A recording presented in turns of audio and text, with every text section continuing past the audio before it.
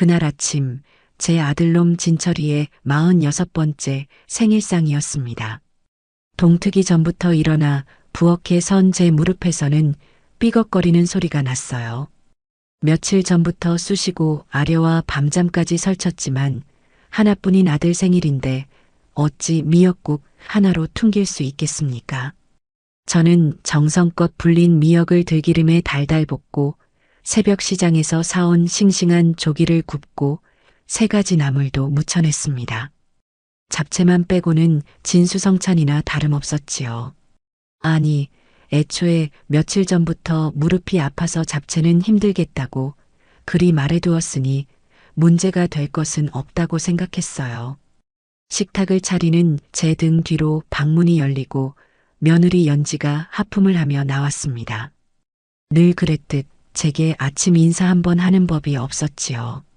녀석은 잠이 덜 깬 얼굴로 식탁을 쓱 훑어보더니 대뜸 미간을 찌푸렸어요. 어머니, 이게 다예요? 제가 아침부터 잡채 먹고 싶다고 노래를 불렀잖아요. 진철 씨 생일상인데 잡채는 당연히 하셨어야죠. 그 말투에는 저를 향한 아주 작은 존중도 담겨 있지 않았습니다. 마치 식당 주인에게 주문한 음식이 빠졌다고 타박하는 손님 같았어요. 저는 허리를 짚으며 애써 부드럽게 대답했습니다. 아가, 내가 며칠 전부터 무릎이 아파서 오래 서 있기가 힘들다고 하지 않았니? 그래서 다른 반찬들을 더 신경 써서 만들었다. 아니, 어머니. 무릎 아픈 거랑 잡채랑 무슨 상관인데요? 그냥 재료 볶아서 당면이랑 섞기만 하면 되는 걸 가지고. 생신 때마다 저희가 용돈 두둑하게 챙겨드리는 건 이런 날 정성껏 대접받고 싶어서 그러는 거 아니겠어요? 기가 막혔습니다. 매달 주는 생활비는 제 통장에서 고스란히 이 집의 공과금과 식비로 다 빠져나가는데 마치 자기들이 저를 먹여 살리는 것처럼 말하는 꼴이 우스웠지요. 그뿐인가요? 자기들 딴에는 용돈이라고 부르는 그 돈은 사실상 이 집의 무급 가사도우미에게 주는 월급이나 마찬가지인 것을요. 제가 잠자코 있자 연지는 콧방귀를 뀌며 말을 이었습니다. 됐네요, 됐어. 이럴 줄 알았으면 그냥 아침부터 배달 음식이나 시켜 먹는 건데. 괜히 기대만 했네. 바로 그때였습니다. 안방에서 부스스한 얼굴로 나온 아들놈, 진철이가 대화에 끼어들었어요. 아침부터 뭔데 이렇게 시끄러워? 아, 배고파 죽겠네. 연지는 기다렸다는 듯이 제게 눈을 흘기며 진철이에게 달려가 팔짱을 꼈습니다. 여보, 이것 좀 봐요. 내가 당신 생일이라고 어머니한테 잡채 좀 꼭 해달라고 부탁드렸는데 어머니가 무릎 아프시다는 핑계로 안 하셨대. 내가 당신 잡채 좋아하는 거 뻔히 아시면서. 저는 제 아들이 그래도 제 편을 들어줄 거라 아주 작은 기대를 했습니다. 평생을 저만 바라보고 자란 아들이었으니까요. 하지만 진철이의 입에서 나온 말은 제 가슴에 비수를 꽂았어요. 아, 엄마. 진짜 왜 그래? 연지가 먹고 싶다고 했으면 좀 해주지. 생일 아침부터 이게 뭐야? 기분 다 망쳤네, 진짜. 그 순간 제 머릿속에서 무언가 툭 하고 끊어지는 소리가 들렸습니다. 평생을 참고 또 참아왔던 인내의 끈이었습니다. 아들이었어요. 제가 낳고 제 피와 살을 떼어주며 키운 아들놈이 저를 엄마가 아닌 이 집의 일을 제대로 하지 않은 식모 취급하고 있었으니까요. 그깟 잡채 하나 때문에 제 아픈 무릎은 핑계가 되고 며느리의 투정은 진리가 되는 이 기막힌 상황. 저는 들고 있던 수저를 조용히 식탁에 내려놓았습니다.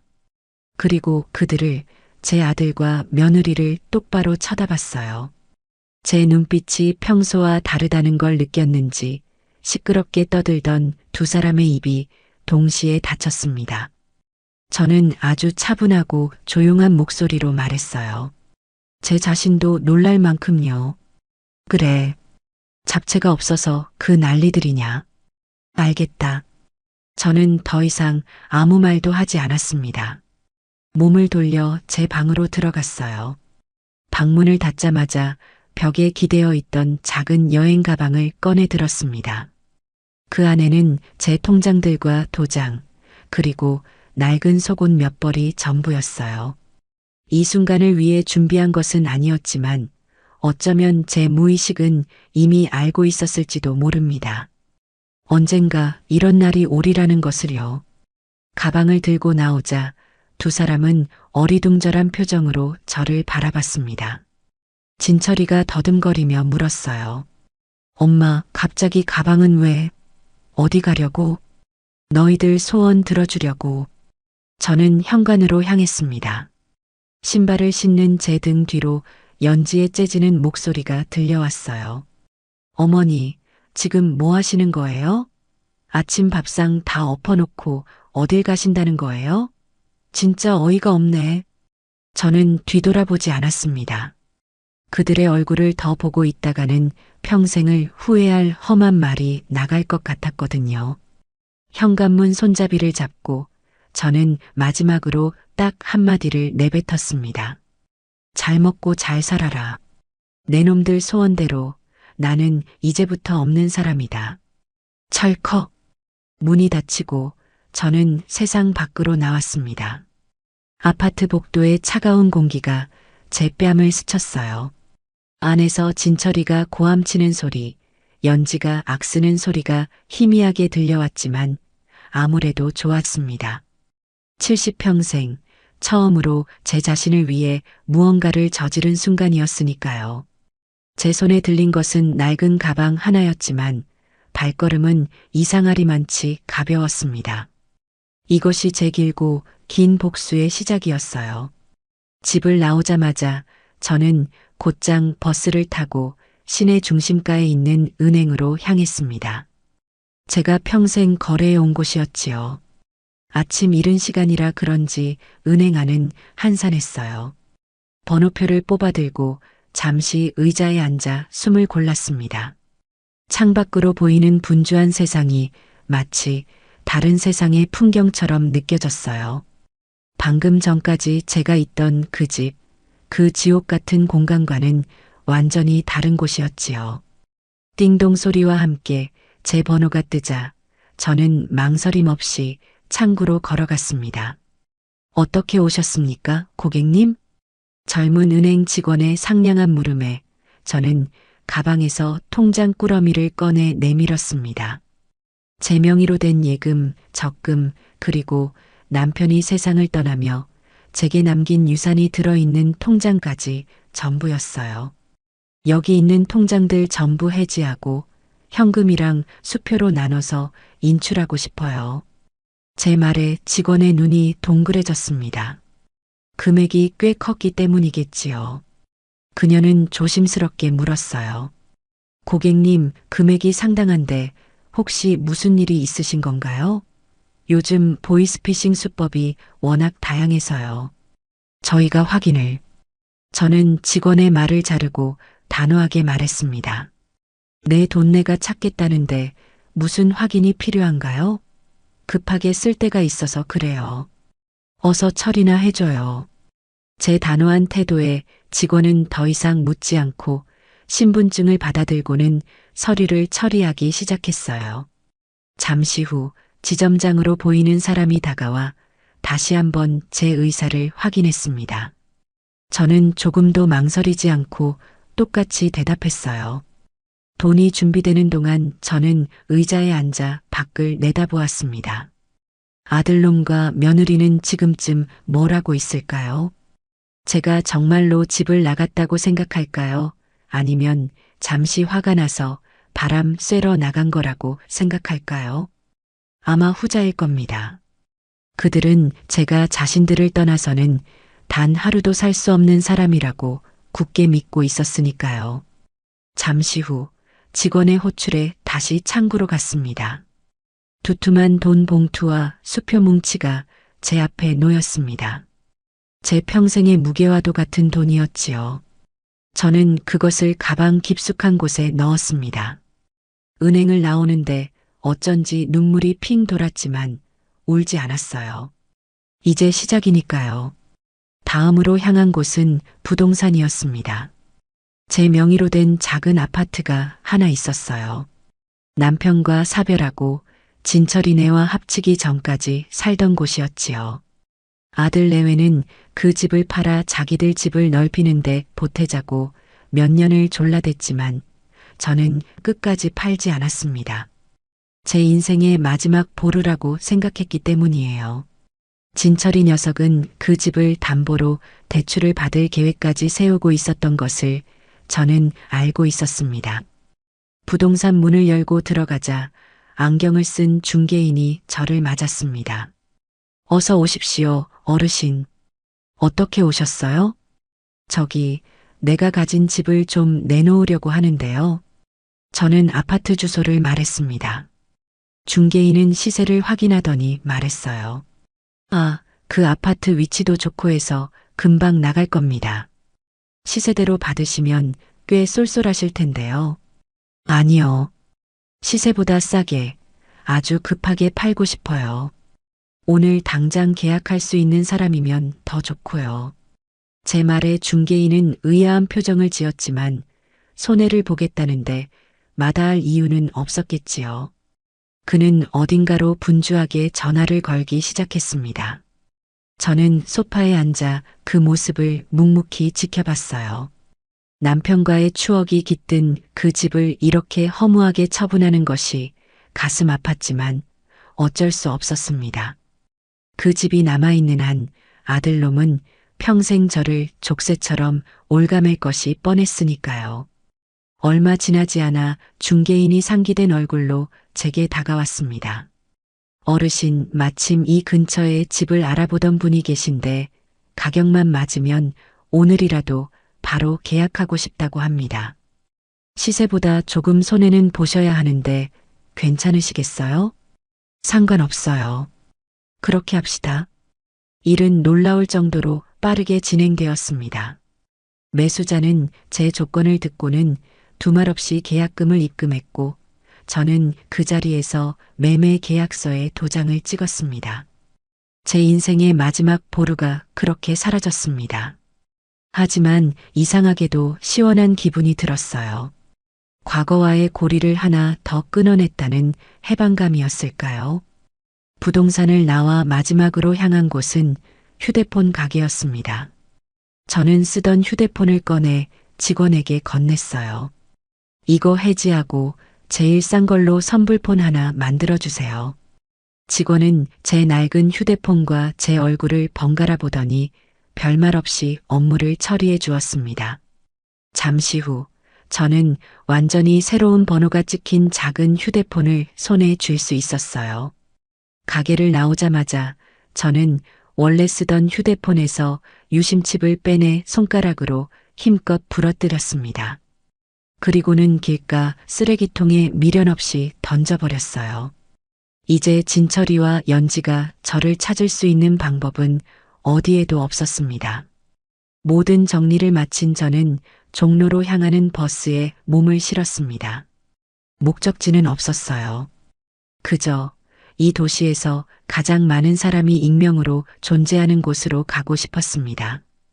버스 창밖으로 스쳐 지나가는 풍경들을 보며 생각했어요. 내 인생은 어디서부터 잘못된 걸까? 자식 하나만 바라보고 살아온 세월이 왜 이런 비참한 결과로 돌아왔을까? 하지만 후회는 하지 않기로 했습니다. 이제부터는 오롯이 나 이미순의 인생을 살아가기로 결심했으니까요. 버스는 곧 탑골공원 근처에 저를 내려주었습니다. 저는 가방을 고쳐 메고 공원 안으로 천천히 걸어 들어갔습니다. 제2의 인생이 시작되는 곳이 바로 여기 탑골공원이 될 줄은 꿈에도 상상하지 못한 채로요. 탑골공원의 첫인상은 혼란스러움 그 자체였습니다. 바둑이나 장기를 두며 소일하는 어르신들, 무언가 알아들을 수 없는 말을 외치며 주변을 맴도는 사람들, 가리고 저처럼 그저 멍하니 앉아 시간을 보내는 사람들. 수많은 인생의 조각들이 공원 곳곳에 흩어져 있는 듯 했어요. 저는 어디에 자리를 잡아야 할지 몰라 잠시 망설이다가 가장 구석진 곳에 있는 낡은 벤치에 겨우 엉덩이를 붙였습니다. 가방을 꼭 껴안고 앉아 있으니 온갖 생각이 다 들었어요. 당장 오늘 밤은 어디서 자야 하나? 앞으로는 뭘 먹고 살아야 하나? 막상 모든 것을 정리하고 뛰쳐나오긴 했지만 70평생을 누군가의 아내, 누군가의 어머니로만 살아온 제게 혼자만의 미래는 막막하기만 했습니다. 그때였어요. 제 옆으로 누군가 털썩 주저앉는 기척이 느껴졌습니다. 곁눈질로 훔쳐보니 저와 나이가 비슷해 보이는 희끗희끗한 머리에 점퍼 차림의 노인이었어요. 저는 잔뜩 경계하며 몸을 움츠렸습니다. 낯선 곳에서 낯선 이가 말을 걸어오는 것은 두려운 일이었으니까요. 하지만 그는 제게 아무 말도 걸지 않고 그저 저처럼 허공을 바라볼 뿐이었어요. 한참의 침묵이 흐른 뒤 그가 먼저 입을 열었습니다. 날이 좋네요. 아주 평범하고 무던한 목소리였어요. 저는 대답할까 말까 망설이다가 아주 작게 고개를 끄덕였습니다. 그는 멋쩍게 웃으며 말을 이었어요. 여기엔 처음 오셨나 봐요. 못 보던 얼굴이라서. 네. 저는 여전히 단답형으로 대답하며 경계를 풀지 않았습니다. 그는 더 이상 캐묻지 않았어요.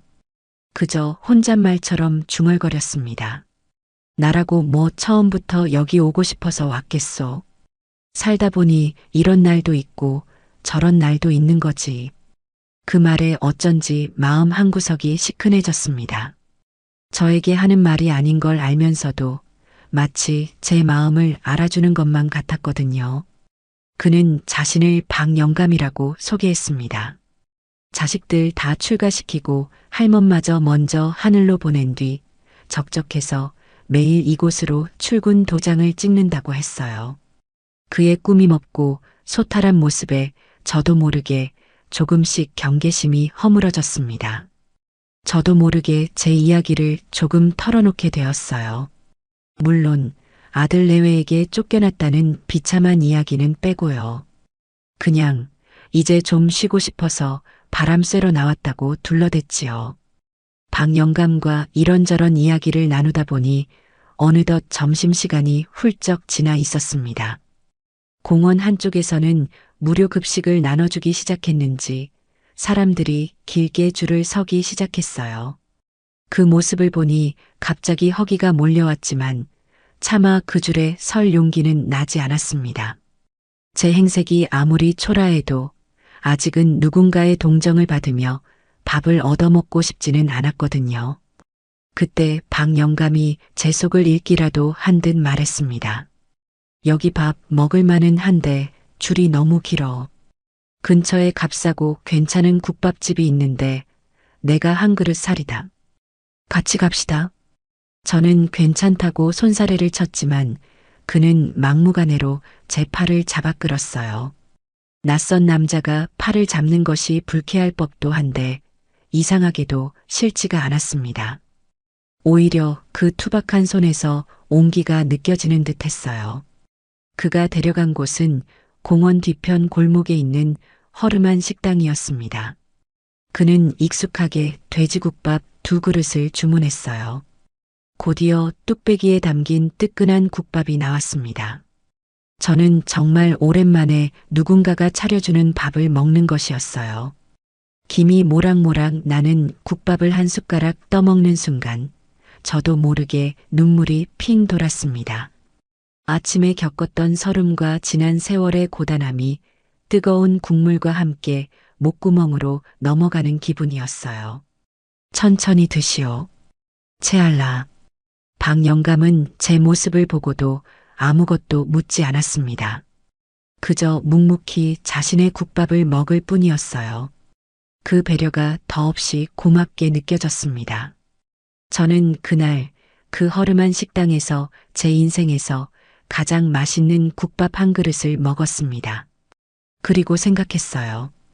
이렇게 좋은 사람도 있는데 나는 왜 그 지옥 같은 집에서 평생을 참고 살았던 걸까? 국밥 한 그릇을 다 비우고 나니 막막하기만 하던 제 미래에 아주 작은 희망의 불씨가 피어오르는 것 같았습니다. 앞으로 어떻게든 살아남을 수 있을 것 같다는 그런 용기가 생겼어요. 그 시각 아들 진철이네 집은 그야말로 난장판이었을 겁니다. 제가 나간 지 하루가 지났으니 슬슬 불편함을 느낄 때가 되었을 테지요. 아마 연지는 거실 소파에 누워 배달 음식 전단지를 뒤적이고 있었을 테고 진철이는 출근 준비를 하며 입을 옷이 없다고 투덜거리고 있었을 거예요. 제가 없으면 세탁기 한번 제대로 돌리지 못하는 녀석들이었으니까요. 제가 상상하는 풍경은 이렇습니다. 연지가 인상을 팍 쓰며 진철이에게 말했을 거예요. 여보, 어머니 진짜 안 들어오시나 봐. 전화도 안 받으시고, 집이 이게 뭐야, 돼지우리도 아니고, 나보고 이걸 다 치우라는 거야? 진철이는 넥타이를 삐뚤게 매만지며 짜증 섞인 목소리로 대꾸했겠지요. 나라고 알아? 하루 이틀이면 화 풀고 들어오실 줄 알았지. 진짜 어딜 가신 거야? 아, 짜증나. 엄마 없으니까 집이 엉망이잖아. 그들의 대화에서 저에 대한 걱정은 눈곱만큼도 찾아볼 수 없었을 겁니다. 오직 자신들의 불편함에 대한 투정뿐이었겠지요.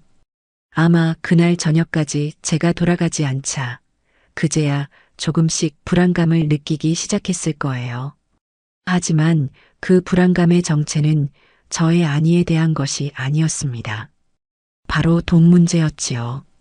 연지는 가계부를 뒤적이며 소리쳤을 겁니다. 여보, 어떡해. 이번 달 공과금 내야 하는데 어머니 용돈에서 생활비 충당했던 거 깜빡했어. 우리 돈으로는 어림도 없단 말이야.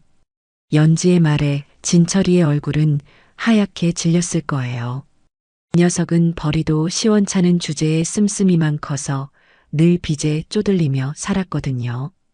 제게서 나오는 돈이 없으면 당장 다음 달 카드값도 막기 어려운 처지였을 겁니다. 하지만 그보다 더 큰 문제는 따로 있었지요. 그게 문제가 아니야, 지금. 진철이는 다급하게 서류 뭉치를 뒤지기 시작했을 겁니다. 바로 제 명의로 된 작은 아파트의 등기부등본이었지요. 녀석은 그 아파트를 담보로 사업 자금을 대출받을 계획을 세우고 있었거든요. 저에게는 끝까지 비밀로 붙이면서 말이에요. 엄마 도장만 받으면 다음 주에 바로 대출 실행되는 거였는데, 아, 진짜 이 할망구가 노망이 났나? 대체 왜 이래? 그제야 녀석들은 발등에 불이 떨어진 것을 깨달았을 겁니다. 그들에게 저는 어머니가 아니라 제때 돈을 대주고 꾸준히를 처리해주는 걸어다니는 지갑이자 무료 가정부였으니까요. 그 중요한 존재가 하루아침에 사라져버렸으니 패닉에 빠지는 것은 당연한 수순이었어요. 그들은 뒤늦게 제게 전화를 걸기 시작했을 겁니다. 하지만 이미 번호가 바뀐 제 휴대폰에서는 없는 번호라는 안내 음성만 흘러나왔을 테지요. 다급해진 진철이는 제가 가깝게 지내던 이웃이나 친구들에게 전화를 돌렸을 겁니다. 하지만 아무도 제 행방을 알지 못했을 거예요. 저는 그 집을 나오면서 과거의 모든 인연을 함께 정리해 버렸으니까요. 마지막으로 녀석들이 향한 곳은 제 명의의 아파트였을 겁니다. 혹시나 제가 그곳에 가 있을 거라고 생각했겠지요. 하지만 그들을 맞이한 것은 굳게 닫힌 문과 그들이 알지 못하는 새로운 번호키뿐이었을 거예요. 모든 희망이 사라진 순간 진철이는 마지막 지푸라기라도 잡는 심정으로 아파트 근처 부동산에 전화를 걸었을 겁니다. 담보대출이라도 받으려면 시세라도 알아봐야겠다고 생각했겠지요. 그리고 수화기 너머에서 들려온 중개인의 말에 녀석은 하늘이 무너지는 듯한 충격을 받았을 겁니다. 아, 그 아파트요? 어제부로 매매 계약됐습니다. 워낙 금매로 싸게 나와서 집주인분이 바로 팔고 가셨어요.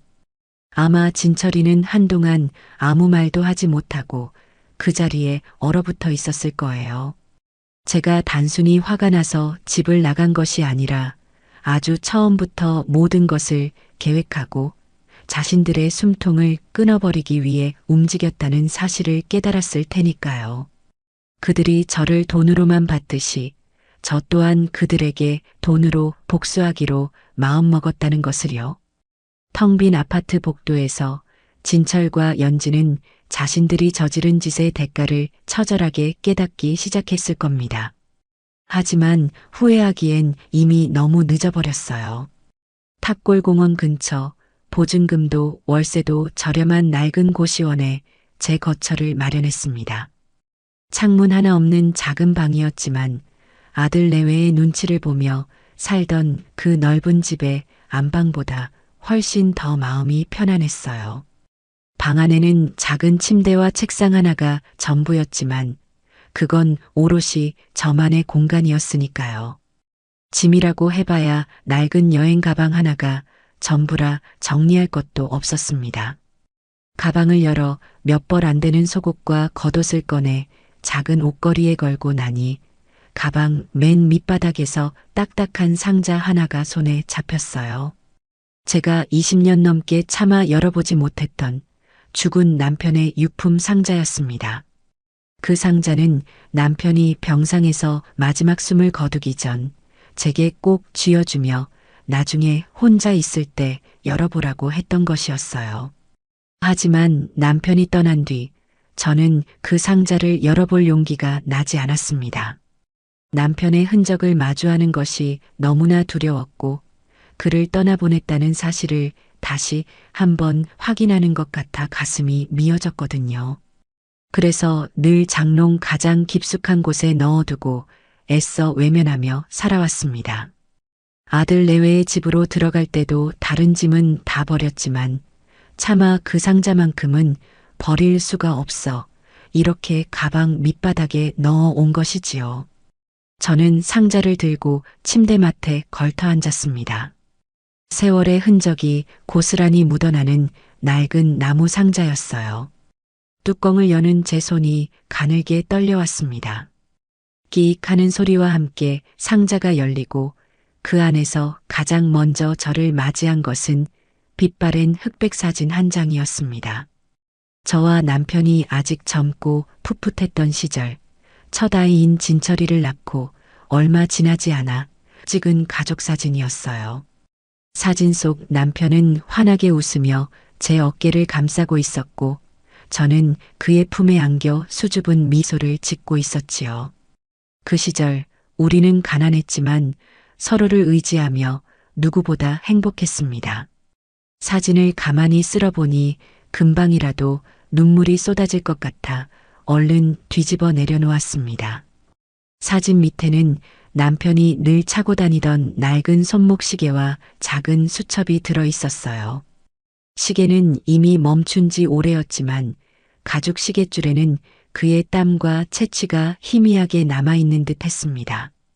저는 시계를 들어 제 손목에 한번 차보았습니다. 헐렁하게 남는 시계가 남편의 빈자리를 실감하게 해 마음이 아려왔어요. 수첩을 펼쳐보니 그가 삐뚤빼뚤한 글씨로 적어내려간 짧은 글들이 보였습니다. 오늘은 미순이가 끓여준 김치찌개가 참 맛있었다. 진철이가 처음으로 아빠라고 불렀다. 세상을 다 가진 기분이다. 미순이 고생만 시키는 것 같아 마음이 아프다. 내가 더 잘해야지. 같은 소소하지만 애정이 듬뿍 담긴 일기 같은 글들이었어요. 저는 한 장 한 장 넘기며 소리 없이 눈물을 흘렸습니다. 이토록 저를 아끼고 사랑해주던 사람이었는데 저는 그 사실을 잊고 너무나 오랜 세월을 아들놈에게만 매달려 살아왔던 겁니다.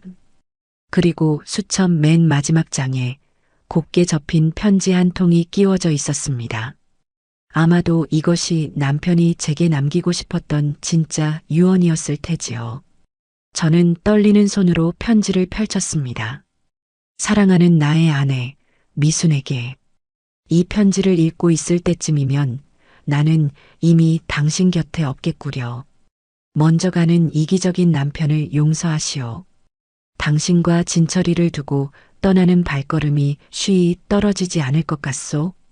평생 당신 고생만 시키고 따뜻한 말 한마디 제대로 해주지 못했는데 늘 미안하고 또 미안했어.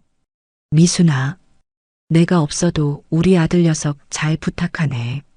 저 녀석이 속이 깊은 것 같으면서도 어딘가 제 입속만 차리는 이기적인 구석이 있는 놈이라 내가 늘 걱정이 많았소.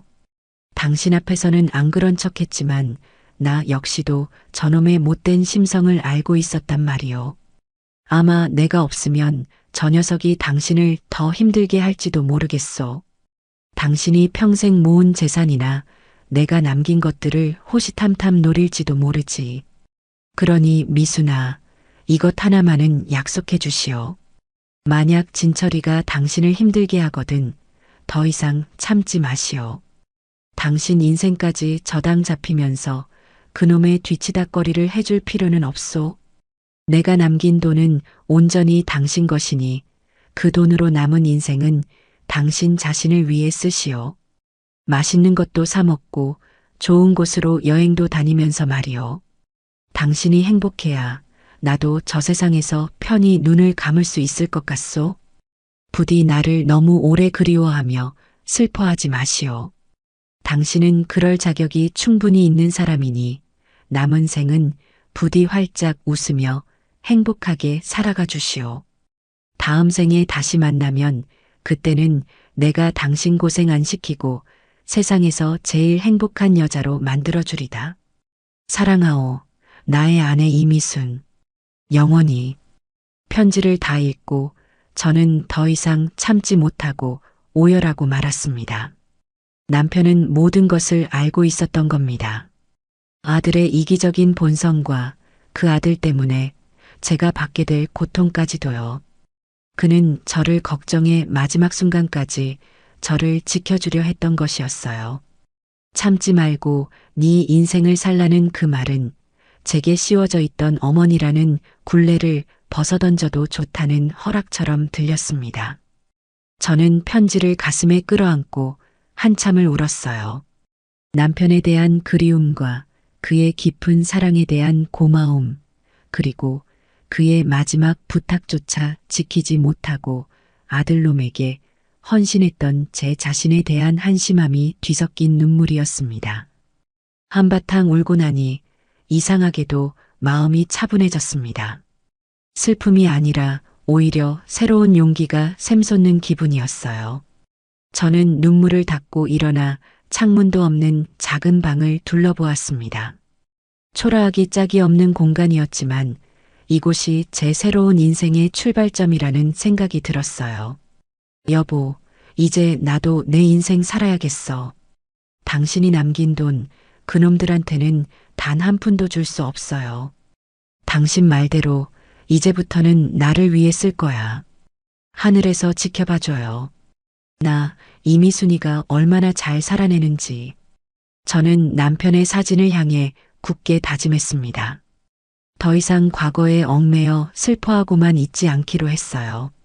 남편의 마지막 편지는 제게 슬픔이 아닌 앞으로 나아갈 힘을 주었습니다. 저는 유품 상자를 다시 닫아 가방 깊숙이 넣었어요. 그리고 결심했습니다. 이 돈으로 무언가 의미 있는 일을 시작해 보리라고. 더 이상 누구의 엄마, 누구의 아내가 아닌 오롯이 이미순이라는 이름으로 세상에 당당히 서보리라고 말입니다. 그날 밤 저는 고시원의 딱딱한 침대에서 10년 만에 처음으로 아주 깊고 편안한 잠을 잘 수 있었습니다. 다음 날부터 저는 무엇을 해야 할지 구체적으로 생각하기 시작했습니다. 가진 돈을 그냥 까먹으며 살 수도 있었지만 그러고 싶지는 않았어요. 제 손으로 무언가를 일구고 제 힘으로 돈을 벌며 살아가고 싶었습니다. 제게 가장 자신 있는 것은 평생을 해온 음식 솜씨였지요. 작은 식당이라도 하나 차려볼까? 막연한 생각이 머리를 스쳤습니다. 그 생각을 박영감, 아니, 이제는 이름을 알게 된 박선우 씨에게 넌지시 털어놓았습니다. 그날도 공원 벤치에 나란히 앉아 시간을 보내던 중이었어요. 마침 점심때가 되어 무료 급식소 앞에 길게 늘어선 줄을 보며 제가 혼잣말처럼 중얼거렸습니다. 저 어르신들 매일 저렇게 줄을 서서 식사를 해결하시는 걸 보니 마음이 안 좋네요. 저렴한 값에 따뜻한 집밥 한 끼 배불리 드실 수 있는 곳이 있으면 참 좋을 텐데요. 제 말에 선우 씨가 제 얼굴을 유심히 쳐다보며 말했어요. 미순이 양반 음식 솜씨가 보통이 아니던데. 지난번에 얻어먹은 김치 맛을 아직도 잊을 수가 없소. 미순이 양반이 직접 그런 식당 하나 차려보는 건 어떻소? 에이, 제가 뭐려. 평생 집에서 밥만 하던 늙은이가 식당은 무슨 식당이에요. 저는 손사래를 쳤지만 싫지 않은 기색이었나 봅니다. 선우 씨는 제 속마음을 읽기라도 한 듯 빙그레 웃으며 말을 이었어요. 왜 못하오? 나이는 숫자에 불과한 것을. 마침 이 공원 뒤편 골목에 문 닫기 직전인 분식집이 하나 있는데 주인이 몸이 안 좋아 아주 싼 값에 가게를 내놓았다고 하더이다. 내가 한번 알아봐 줄 테니 구경이나 한번 가봅시다. 그의 적극적인 태도에 저는 못 이기는 척 고개를 끄덕였습니다.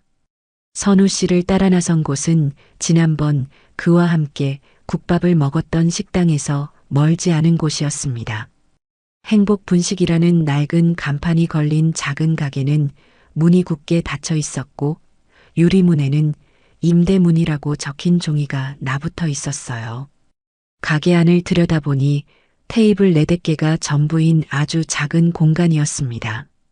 먼지가 뽀얗게 쌓여 있고 구석에는 거미줄까지 쳐져 있었지만 이상하게도 저는 그 공간이 마음에 쏙 들었습니다. 여기라면 나도 무언가를 시작해 볼 수 있겠다. 그런 예감이 들었어요. 선우 씨는 어디선가 알아온 번호로 전화를 걸어 가게 주인과 약속을 잡았습니다. 다음 날 우리는 가게 주인을 만나 이야기를 나눌 수 있었어요. 암 투병 중이라는 주인 아주머니는 정말 싼 값에 가게의 모든 집기와 권리금을 넘기겠다고 했습니다. 저는 조금도 망설이지 않고 그 자리에서 계약하겠다고 말했어요. 선우 씨는 혹시나 제가 사기를 당하는 건 아닐까 싶어 계약서를 꼼꼼히 살펴봐 주었고 다음 날 함께 은행에 가서 계약금까지 치러주었습니다. 그가 없었다면 저 혼자서는 엄두도 내지 못했을 일이었어요. 그렇게 저는 하루아침에 작은 식당의 주인이 되었습니다. 가장 먼저 한 일은 가게 대청소였어요. 선우 씨는 자기 일처럼 팔을 걷어붙이고 나섰습니다. 뽀얀 먼지를 걷어내고 묵은 기름때를 닦아내고 낡은 벽에는 함께 페인트를 칠했어요. 며칠간의 고된 작업 끝에 귀신이라도 나올 것 같던 낡은 가게는 볕이 잘 드는 환하고 깨끗한 공간으로 다시 태어났습니다. 가게의 이름은 미순이네 집밥이라고 지었습니다. 제 이름을 걸고 하는 첫 장사였으니까요. 메뉴는 딱 하나, 백반정식이었습니다. 매일매일 국과 반찬이 바뀌는 그야말로 집에서 먹는 밥상 같은 메뉴였지요. 가격은 단돈 5,000원으로 정했습니다. 이윤을 남기기보다는 공원의 어르신들이 부담 없이 드실 수 있기를 바라는 마음이 더 컸기 때문이에요. 드디어 가게 문을 여는 날이 밝았습니다. 저는 새벽부터 일어나 정성껏 음식을 준비했어요. 뜨끈한 소고기 뭇국을 끓이고 고등어를 굽고 4가지 반찬을 정갈하게 만들어 놓았습니다. 과연 손님이 올까 가슴이 조마조마했어요. 가게 문을 열고 한참을 기다려도 거리는 조용하기만 했습니다. 역시 무리였나 싶어 포기하려던 순간 가게 문이 삐걱거리며 열렸습니다. 사장님 개업하셨다면서요.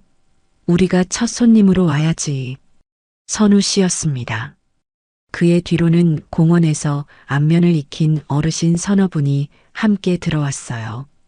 그들은 자리를 잡고 앉아 제게 축하 인사를 건넸습니다. 저는 너무나 기쁘고 감사해서 눈물이 날 뻔했어요.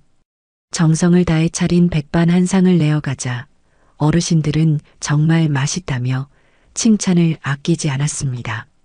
밥 한 그릇을 뚝딱 비우고는 국물까지 더 달라고 할 정도였지요. 그날 이후 미순이네 집밥은 입소문을 타기 시작했습니다. 값싸고 푸짐하고 무엇보다 어머니의 손맛이 느껴지는 진짜 집밥을 먹을 수 있다는 소문이 공원 어르신들 사이에 쫙 퍼진 것이지요. 점심시간이면 가게 안은 손님들로 발 디딜 틈이 없었고 저는 눈코 뜰 새 없이 바쁜 하루를 보냈습니다. 몸은 고되고 힘들었지만 마음만은 날아갈 듯이 행복했어요. 손님들이 제 음식을 맛있게 먹어주고 잘 먹었소, 사장님 하고 인사를 건넬 때마다 저는 살아있음을 느꼈습니다. 더 이상 저는 누구의 엄마도 누구의 아내도 아니었어요. 이곳에서는 모두가 저를 사장님이라고 불렀으니까요. 잃어버렸던 제 이름과 자존감을 되찾은 기분이었습니다.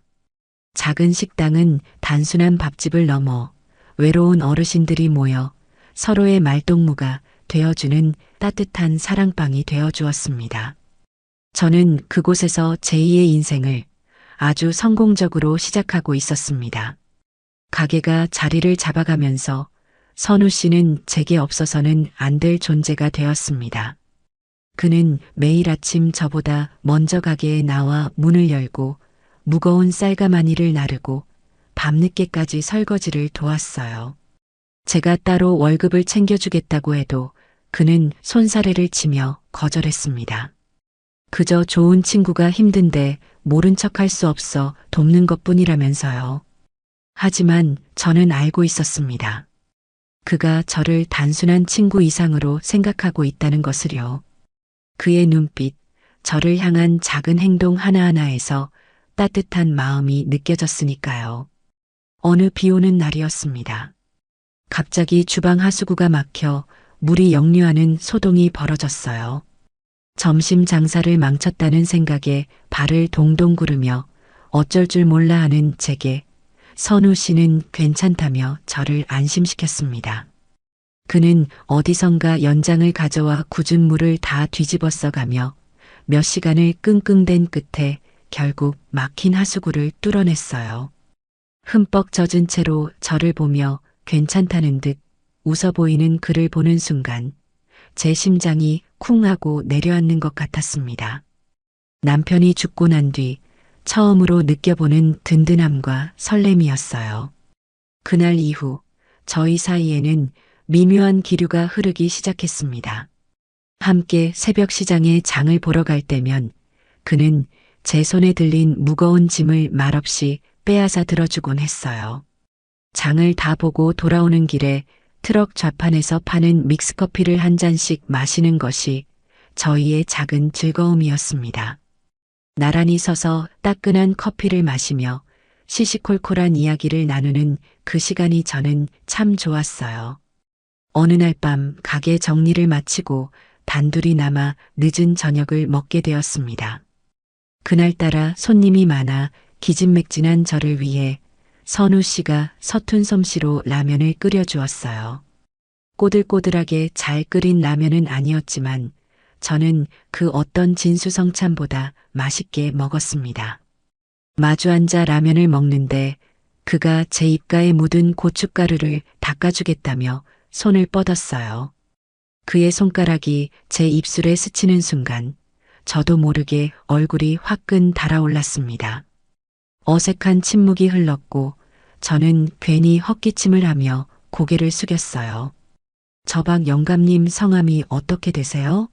맨날 박 영감님이라고 부르는 것도 예의가 아닌 것 같아서요.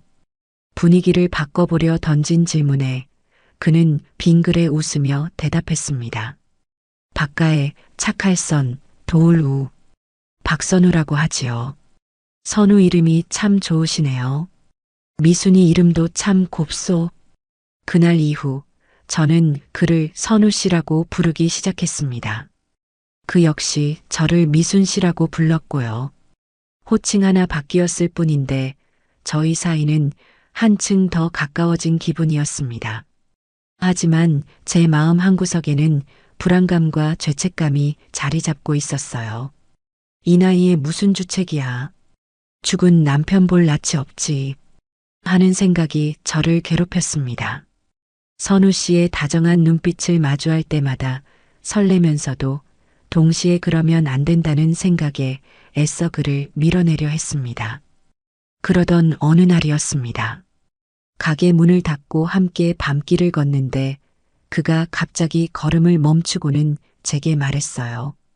미순 씨, 나 미순 씨를 보면 돌아가신 우리 할멈 생각이 많이 나오. 하지만 이제는 할멈이 아니라 그냥 미순 씨가 보이요. 그의 갑작스러운 고백에 저는 당황해서 아무 말도 할 수가 없었습니다. 그는 제 손을 조심스럽게 잡아오며 말을 이었어요. 나 같은 늙은이가 이런 말하는 게 주책인 거아오. 하지만 남은 인생 미순 씨 옆에서 편히 쉬게 해주고 싶소. 내가 든든한 바람막이가 되어주겠소. 그러니 나를 한번 믿어보지 않겠소? 그의 진심 어린 눈빛을 마주하자 제 마음속에서 무언가 울컥 차오르는 것을 느꼈습니다. 저도 그와 같은 마음이었으니까요.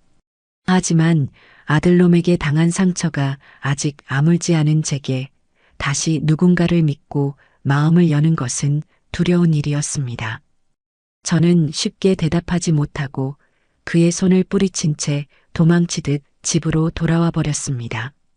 그날 밤 저는 또다시 밤을 새우며 깊은 고민에 빠졌습니다. 제게 찾아온 두 번째 사랑을 과연 받아들여도 되는 것일까요?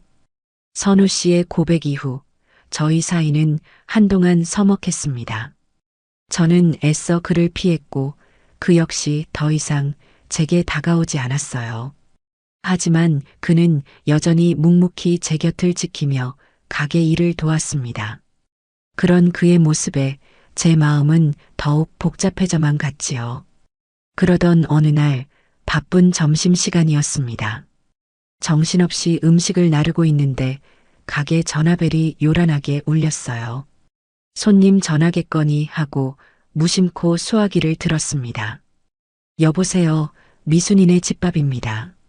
저기, 수화기 너머에서는 한참 동안 아무 말이 들려오지 않았습니다. 장난 전화인가 싶어 끊으려던 순간 아주 작고 떨리는 목소리가 들려왔어요. 혹시 이미순 할머니 맞으세요? 앳된 목소리였습니다.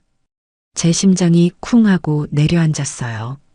제 이름을 아는 사람이라니. 아들놈이나 며느리가 저를 찾아낸 걸까봐 덜컥 겁이 났습니다. 저는 목소리를 가다듬고 물었어요. 누구신데요?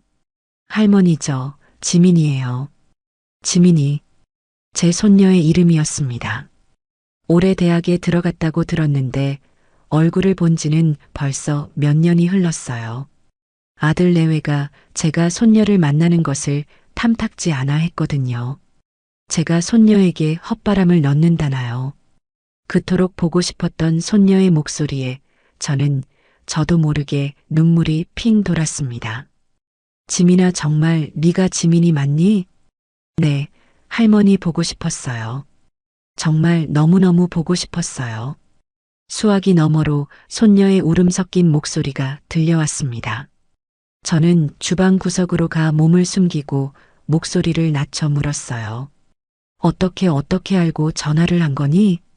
혹시 아빠랑 엄마가 시켜서? 아니에요. 엄마 아빠 몰래 전화하는 거예요. 할머니 식당. 제가 인터넷에서 찾아냈어요. 어떤 분이 여기 음식 사진이랑 글 올린 거 보고 할머니인 것 같아서요. 세상이 참 좁다는 생각이 들었습니다. 손님이 무심코 올린 글 하나가 이렇게 저와 손녀를 다시 이어준 것이지요. 지민이는 당장이라도 저를 만나러 오고 싶다고 했어요. 저는 가게 주소를 알려주고 저녁 늦게 가게 문을 닫을 시간쯤에 맞춰서 오라고 신신당부했습니다. 그날 저녁 약속한 시간이 되자 가게 문이 조심스럽게 열리고 훌쩍 자란 손녀가 들어왔습니다. 몇 년 만에 보는 지민이는 이제 어엿한 숙녀가 되어 있었어요. 저를 보자마자 지민이는 와락 달려와 제 품에 안겼습니다. 할머니, 정말 할머니 맞구나. 보고 싶었어요, 정말. 우리 강아지, 이렇게 많이 컸어. 아이고, 이쁜 내 손주. 저희 할머니와 손녀는 부둥켜 안고 한참을 울었습니다. 손녀의 진심 어린 눈물에 아들 내외에게 받았던 서름과 상처가 눈 녹듯이 사라지는 기분이었어요. 한참 만에 품에서 떨어진 지민이는 제 얼굴과 손을 어루만지며 또다시 눈물을 글썽였습니다. 할머니, 그동안 얼마나 고생 많으셨어요. 이렇게 야위시면 어떡해요. 괜찮다, 괜찮아. 할미는 아주 잘 지내고 있어. 네가 이렇게 찾아와 주니 더 기운이 나는구나. 저는 지민이를 자리에 앉히고 따뜻한 밥상을 차려주었습니다. 지민이는 제가 해준 음식을 먹으며 연신 맛있다고, 이 맛이 너무 그리웠다고 말했어요. 그 모습을 보니 또다시 가슴이 뭉클해졌습니다. 내 평생의 헌신이 완전히 헛된 것은 아니었구나. 이렇게 내 사랑을 기억해주는 사람이 있었구나 싶어서요. 식사를 마친 지민이는 조심스럽게 본론을 꺼냈습니다. 표정이 어두워졌어요. 할머니 죄송해요. 아빠랑 엄마 대신 제가 사과드릴게요. 할머니 그렇게 내쫓고 두 사람 다 요즘 제정신이 아니에요. 그리고 지민이가 들려준 이야기는 제 예상을 조금도 벗어나지 않았습니다. 제가 집을 나가고 집까지 팔아버린 사실을 알게 된 아들 내외가 그야말로 발칵 뒤집혔다는 것이었어요. 특히 아빠인 진철이가 제 아파트를 담보로 대출을 받으려던 계획이 무산되면서 빚 독촉에 시달리며 하루하루를 지옥같이 보내고 있다는 이야기였습니다. 할머니, 두 사람이 할머니 찾는 거, 걱정돼서 그러는 거 절대 아니에요. 할머니가 가진 돈 때문에 그러는 거예요. 제가 두 사람 이야기하는 거 다 들었어요. 어떻게든 할머니 찾아서 돈 뺏어올 궁리만 하고 있다고요. 그러니까 할머니 절대로 돌아가시면 안 돼요. 절대로요. 손녀의 입에서 나온 말은 충격적이었지만 한편으로는 제 결심을 더욱 굳게 만들어 주었습니다. 지민이는 제 손을 꼭 잡으며 말했어요. 할머니, 제가 지켜드릴게요. 아빠랑 엄마가 무슨 짓을 꾸미는지 제가 다 지켜보고 할머니한테 알려드릴게요. 할머니는 이제 할머니 인생을 사세요. 저는 할머니가 행복했으면 좋겠어요. 어느새 이렇게 속 깊게 자라준 손녀가 대견하고 고마워서 저는 또다시 눈물을 흘리고 말았습니다. 그날 이후 지민이는 저의 가장 든든한 아군이자 비밀 동지가 되어 주었습니다. 세상 모든 사람이 내게 등을 돌렸다고 생각했는데 아니었어요. 저를 진심으로 사랑하고 지지해주는 내 편이 바로 여기 있었던 겁니다. 저는 더 이상 외롭지 않았습니다. 사랑하는 손녀와 그리고 제 곁을 묵묵히 지켜주는 선우 씨가 있었으니까요. 이제 그 어떤 시련이 닥쳐와도 저는 이겨낼 수 있을 것 같았습니다. 손녀 지민이가 다녀간 후 제 마음은 한결 가벼워지면서도 한편으로는 무거워졌습니다. 제 편이 있다는 사실이 주는 안도감과 곧 닥쳐올지 모를 아들 내외의 공격에 대한 불안감이 뒤섞인 탓이었지요. 저는 지민이의 경고를 허투루 듣지 않았습니다. 그 녀석들은 돈 때문에 무슨 짓이라도 하고 남을 인간들이었으니까요. 그리고 그 불안한 예감은 며칠 지나지 않아 현실이 되었습니다. 그날은 유난히 장사가 잘 되어 늦은 시간까지 가게에 남아 뒷정리를 하고 있었습니다. 선우 씨가 옆에서 묵묵히 그릇 정리를 도와주고 있었지요. 그때 제 휴대폰이 낯선 번호로 울렸습니다. 공중전화 번호였어요. 조심스럽게 전화를 받자 수화기 너머로 지민이의 다급한 목소리가 들려왔습니다. 할머니, 저 지민이에요. 지금 혹시 통화 괜찮으세요? 지민아, 무슨 일이냐? 왜 이렇게 목소리가 떨려? 할머니, 큰일 났어요. 엄마랑 아빠가 두 사람이 진짜 이상한 짓을 꾸미고 있어요. 지민이는 숨을 헐떡이며 말을 이었습니다. 오늘 저녁 부모님이 방에서 심각하게 나누는 대화를 우연히 엿듣게 되었다는 것이었어요. 처음에는 돈 문제로 다투는가 싶었는데 대화의 내용이 심상치 않았다고 합니다. 아빠가 그러는 거예요. 엄마가 그 영감탱이랑 식당 차린 거 보니까 제정신이 아닌 게 분명하다. 이럴 때는 법적으로 해결하는 수밖에 없다고요. 그랬더니 엄마가 맞장구를 치면서 당신 말이 맞아요. 어머니 요즘 들어 깜빡깜빡 하시는 것 같다고, 치매 초기 증상인 것 같다고, 의사 소견서라도 하나 끊어야 하는 거 아니에요? 이러는 거 있죠. 저는 수화기를 든 손이 부들부들 떨리는 것을 느꼈습니다. 저를 정신병자로, 치매 환자로 몰아가려는 속셈인 것이 분명했어요. 제 모든 재산을 가로채기 위해서요. 피를 나눈 자식이라는 놈이 어미에게 어찌 이런 끔찍한 짓을 꾸밀 수가 있단 말입니까? 그래서 또 뭐라고 하더냐? 두 사람이 무슨 성년후견인 뭐 그런 걸 알아보고 있더라고요. 할머니가 정상적인 판단을 할 수 없는 상태라고 법원에 신청해서 자기들이 할머니 재산을 관리할 수 있는 권한을 얻어내겠다는 거예요. 그러면서 변호사 사무실에도 다녀왔다고. 기가 막혀서 말이 나오지 않았습니다. 제 등 뒤에서 통화를 듣고 있던 선우 씨의 얼굴도 딱딱하게 굳어갔어요. 지민이는 울먹이며 말을 이었습니다. 할머니, 자기들이 증거를 모아야 한대요. 할머니가 식당 일 제대로 못하고 실수하는 거나 돈 계산 잘못하는 거, 그리고 옆에 계신 아저씨랑 관계가 정상이 아니라는 걸 증명해야 한다고 했어요. 아마 조만간 사람을 붙여서 할머니를 감시하거나 주변에 이상한 소문을 퍼뜨릴지도 몰라요. 할머니, 정말 조심하셔야 해요. 알았다, 지민아. 알려줘서 고맙다. 너도 그 집에서 몸 조심하고 절대로 엄마 아빠한테 티내지 말거라. 알겠지? 전화를 끊고 저는 한동안 그 자리에 망연자실 서 있었습니다. 분노를 넘어선 깊은 허탈감이 온몸을 휩쌌어요. 선우 씨가 제 어깨를 조심스럽게 감싸주었습니다. 그의 따뜻한 체온이 아니었다면 저는 아마 그 자리에 주저앉아 버렸을지도 모릅니다. 미순 씨, 괜찮소? 괜찮지 않아요. 하나뿐인 내 아들이 나를 정신병자로 만들어서 내 돈을 다 빼앗으려고 해요. 내가 평생을 어떻게 키웠는데. 결국 참았던 눈물이 터져 나왔습니다. 저는 선우 씨의 품에 얼굴을 묻고 아이처럼 엉엉 울었어요. 그는 아무 말 없이 제 등을 토닥여 주었습니다. 한참을 울고 나니 뜨거운 눈물과 함께 마음속 응어리도 조금은 씻겨나가는 기분이었습니다. 저는 눈물을 닦고 고개를 들었어요. 더 이상 슬퍼하고만 있을 때가 아니었습니다. 그 녀석들이 법으로 나온다면 저 역시 법으로 맞서 싸워야 했어요.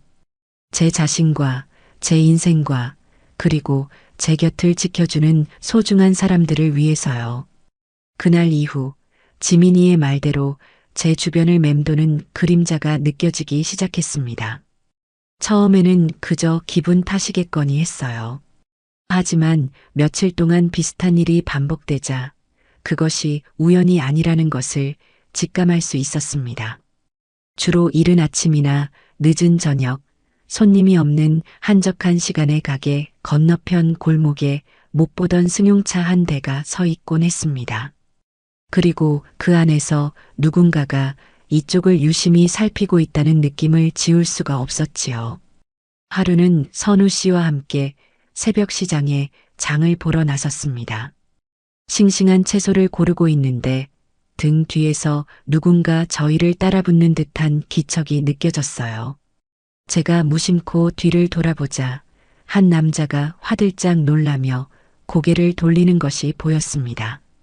낯선 얼굴이었지만 며칠 전 가게 앞에서 어슬렁거리던 그 남자와 인상차기가 비슷했어요. 선우 씨, 아무래도 저 남자, 우리를 따라오는 것 같아요. 제 말에 선우 씨도 뒤를 돌아보더니 미간을 찌푸렸습니다. 며칠 전부터 눈에 밟히던 자로군. 아무래도 진철이 그놈이 보낸 사람이 맞는 것 같소. 그는 저를 자기 등 뒤로 숨기며 그 남자를 향해 나지막이 말했습니다. 이봐요, 당신. 왜 자꾸 우리를 따라다니는 거요? 좋은 말로 할 때 정체 밝히고 꺼지는 게 좋을 거요. 선우 씨의 기백에 눌렸는지 남자는 어깨를 움츠리며 슬금슬금 뒷걸음질 치다 이내 인파 속으로 사라져버렸습니다. 하지만 그걸로 끝이 아니었어요. 며칠 뒤에는 더욱 노골적인 공격이 시작되었습니다.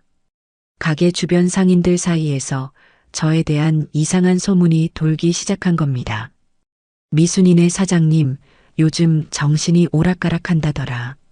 웬 남자한테 단단히 홀려서 식당 차린 돈도 다 그 남자가 대준 거라더라. 아들이 와서 울고불고하며 어머니 좀 돌려달라고 사정하는데도 그 남자가 막아서 못 만나게 한다더라. 같은 그야말로 말도 안 되는 악의적인 이야기들이었지요. 소문의 근원지는 말할 것도 없이 진철이와 연지였습니다. 그 녀석들은 저를 사회적으로 고립시키고 정신적으로 문제가 있는 사람으로 몰아가기 위해 여론전을 시작한 것이었어요.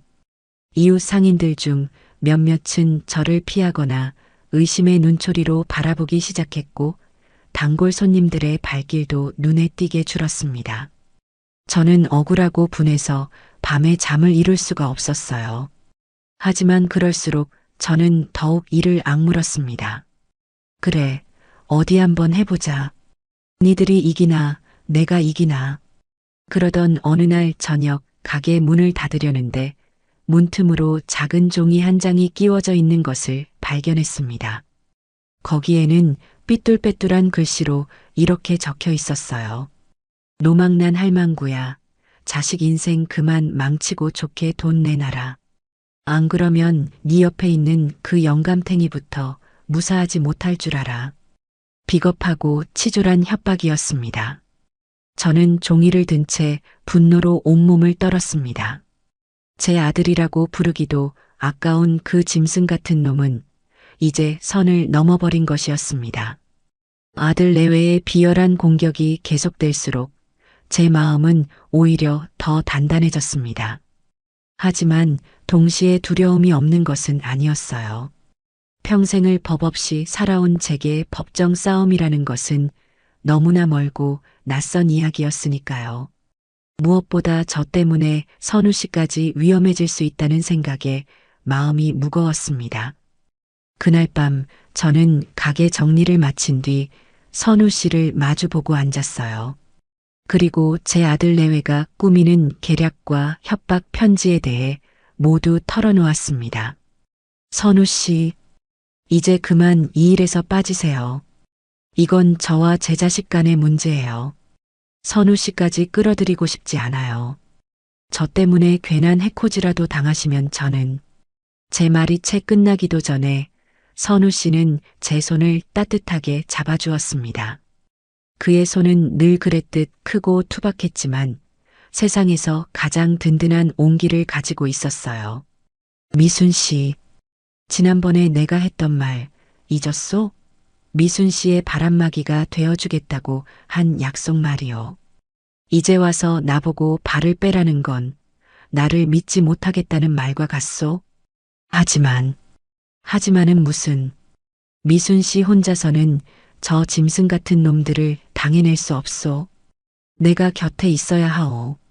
이건 미순 씨만을 위한 것이 아니라 나를 위한 것이기도 하오. 내 남은 인생을 함께하고 싶은 사람을 저런 하찮은 것들 때문에 잃고 싶지 않소? 그는 제 손을 더욱 꽉 잡으며 그 어느 때보다 진지한 눈빛으로 저를 바라보았습니다.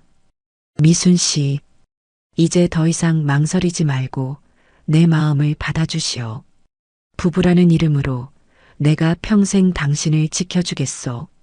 나와 함께 이 싸움을 이겨냅시다. 그리고 남은 인생 웃을 일만 만들며 살아갑시다. 어떻소? 그의 고백에 제 마음을 짓누르고 있던 마지막 불안감의 벽이 허물어졌습니다. 이 나이에 무슨 죽은 남편 볼 낯이 없지 하던 죄책감과 망설임이 눈 녹듯 사라졌어요. 죽은 남편도 하늘에서 저의 행복을 빌어줄 것이라고, 아니, 오히려 저보다 더 기뻐해 줄 것이라고 믿었습니다. 저는 고개를 끄덕이며 눈물을 글썽였어요. 고마워요, 선우 씨. 정말 고마워요. 그것으로 충분했습니다. 저희는 더 이상 아무 말도 하지 않았지만 서로의 마음을 확인할 수 있었어요. 그날 저는 제 인생의 가장 든든한 동반자를 얻었습니다. 이제 저는 혼자가 아니었어요. 하지만 저희를 둘러싼 상황은 점점 더 악화되고 있었습니다. 아들 내외가 퍼뜨린 악의적인 소문은 꼬리에 꼬리를 물고 눈덩이처럼 불어났어요. 식당 사장이 젊은 남자도 아니고 늙은 남자한테 홀려서 재산을 다 갖다 바친다더라. 그 남자 알고 보니 이 동네에서 유명한 사기꾼이라더라. 같이 저뿐만 아니라 선우 씨까지 음해하는 소문들이 퍼져나갔습니다. 하루는 단골로 오시던 할머니 한 분이 저를 구석으로 부르더니 조심스럽게 말했어요. 저박 영감 아니 박씨라는 양반, 어떤 사람이요?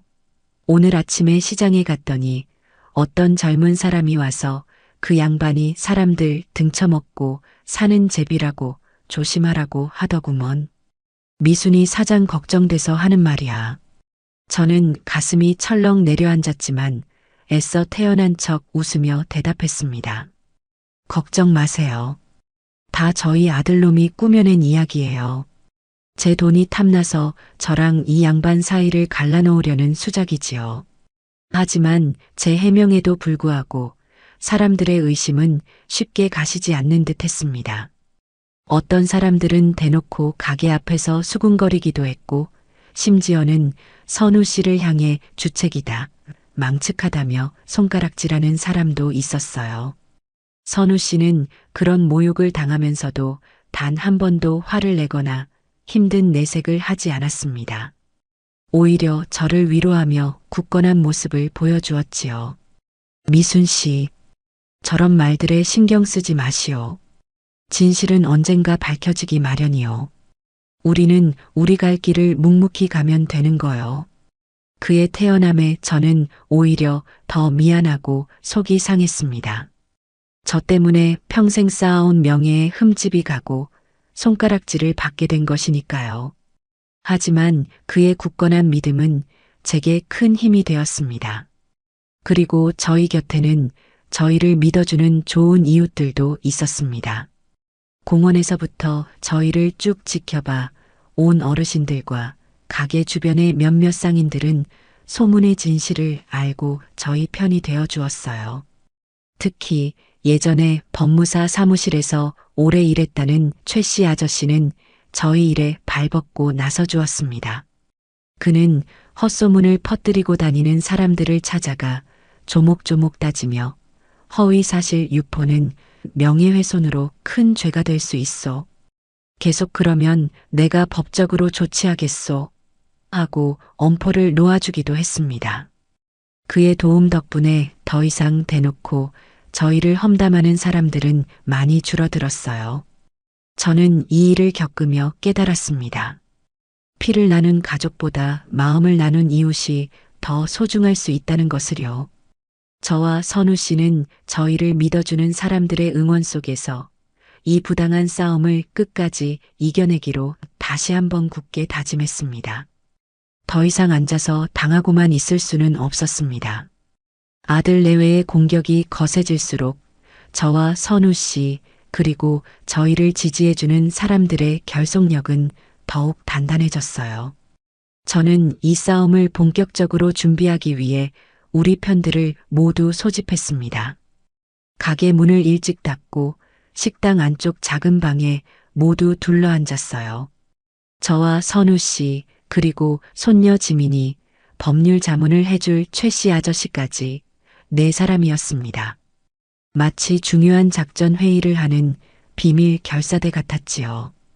가장 먼저 입을 연 것은 최 씨 아저씨였습니다. 그는 법무사 사무실에서 일했던 경험을 살려 현재 상황을 냉철하게 분석해 주었어요. 상대방의 목적은 명확합니다. 이미순 여사님을 심신미약 상태로 만들어 성년후견인 지위를 얻어내고 합법적으로 재산을 가로채려는 겁니다. 이걸 막아내려면 우리는 법정에서 두 가지를 증명해야 합니다. 첫째, 여사님께서 식당을 운영하고 재산을 관리하는데 아무런 문제가 없을 만큼 정신이 건강하고 명료하시다는 것. 둘째, 아들 내외의 주장이 여사님을 위하는 것이 아니라 오직 돈을 노린 악의적인 목적을 가지고 있다는 것. 그의 말을 듣고 보니 앞으로 우리가 무엇을 해야 할지 길이 보이기 시작했습니다. 우리는 각자 역할을 분담하기로 했어요. 최 씨 아저씨는 법률적인 대응 전략을 짜고 필요한 서류를 준비하는 것을 맡았습니다.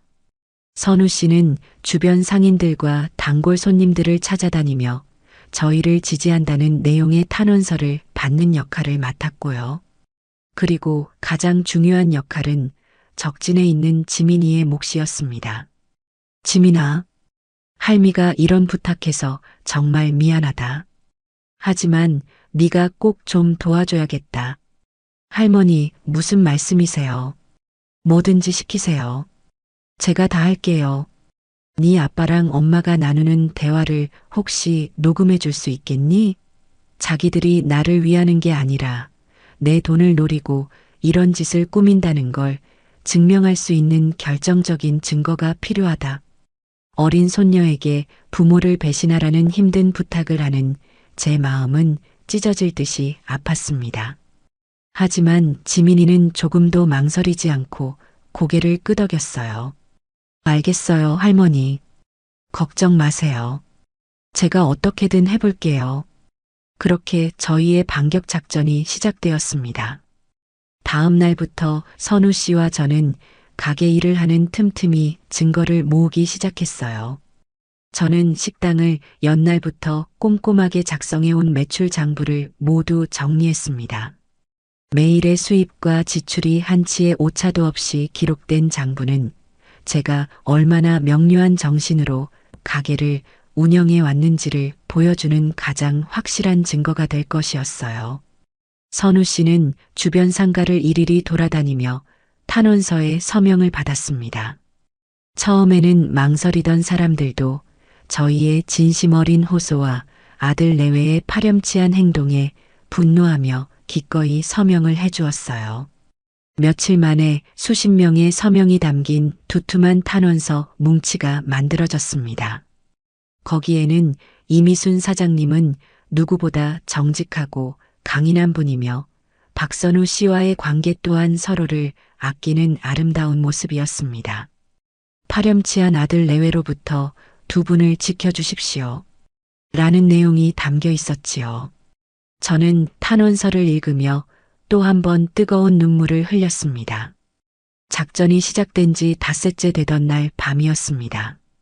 가게 문을 닫고 선우 씨와 함께 늦은 저녁을 먹고 있는데 지민이에게서 전화가 걸려왔어요. 이번에도 공중전화였습니다. 지민이의 목소리는 흥분과 긴장으로 가늘게 떨리고 있었어요. 할머니, 해냈어요. 제가 녹음했어요. 저는 심장이 멎는 것 같았습니다. 자리를 박차고 일어나 수화기에 대고 소리쳤어요.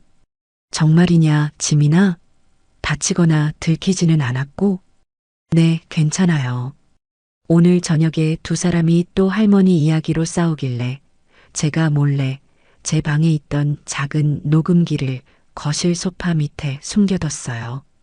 다행히 전혀 눈치채지 못했어요. 그래, 장하다, 우리 강아지. 정말 장하다.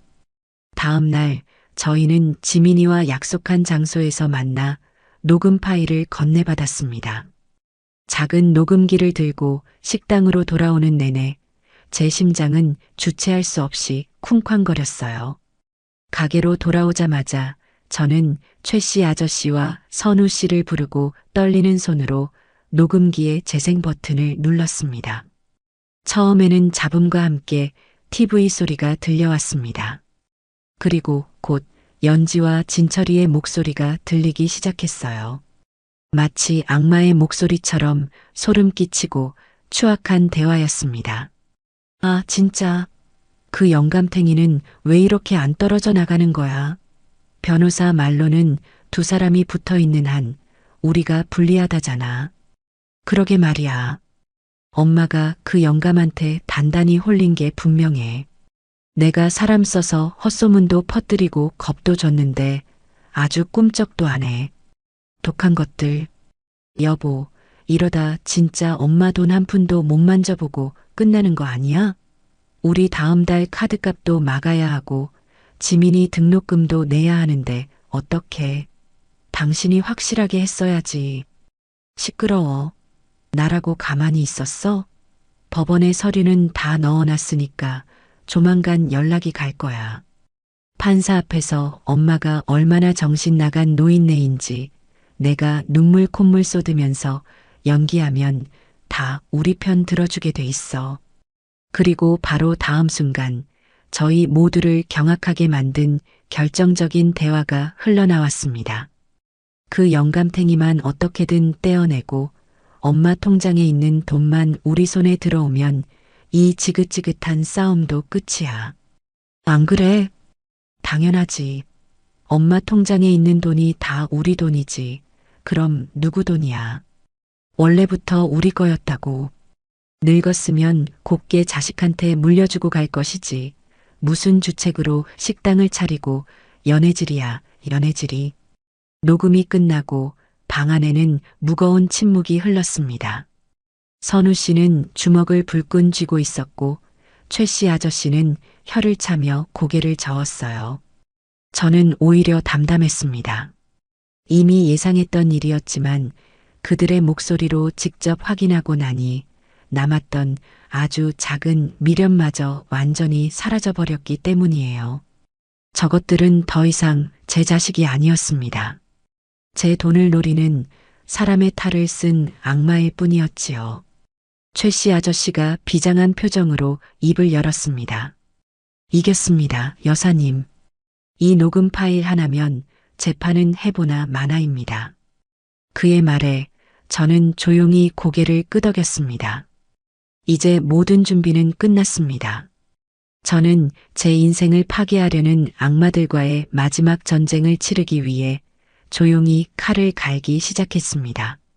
녹음 파일을 손에 넣은 며칠 뒤 드디어 올 것이 오고야 말았습니다. 가게로 배달된 등기 우편물 속에는 차가운 법의 언어로 가득 찬 서류 한 통이 들어 있었어요. 성년의견 개시 심판 청구서. 아들 이진철이 청구인으로 어미인 제가 사건 본인으로 적혀 있는 기가 막힌 종이 쪼가리였습니다.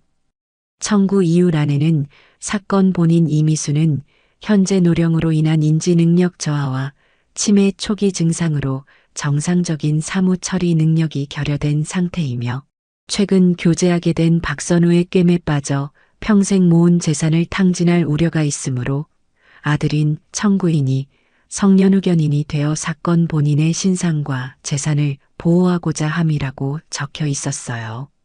한 글자 한 글자가 모두 칼날이 되어 제 가슴을 후벼 파는 듯 했습니다. 서류를 받아든 제 손은 떨렸지만 마음은 이상할 정도로 차분했어요. 이미 각오했던 일이었고 제 손에는 그들의 위선을 낱낱이 밝혀줄 비장의 무기가 있었으니까요.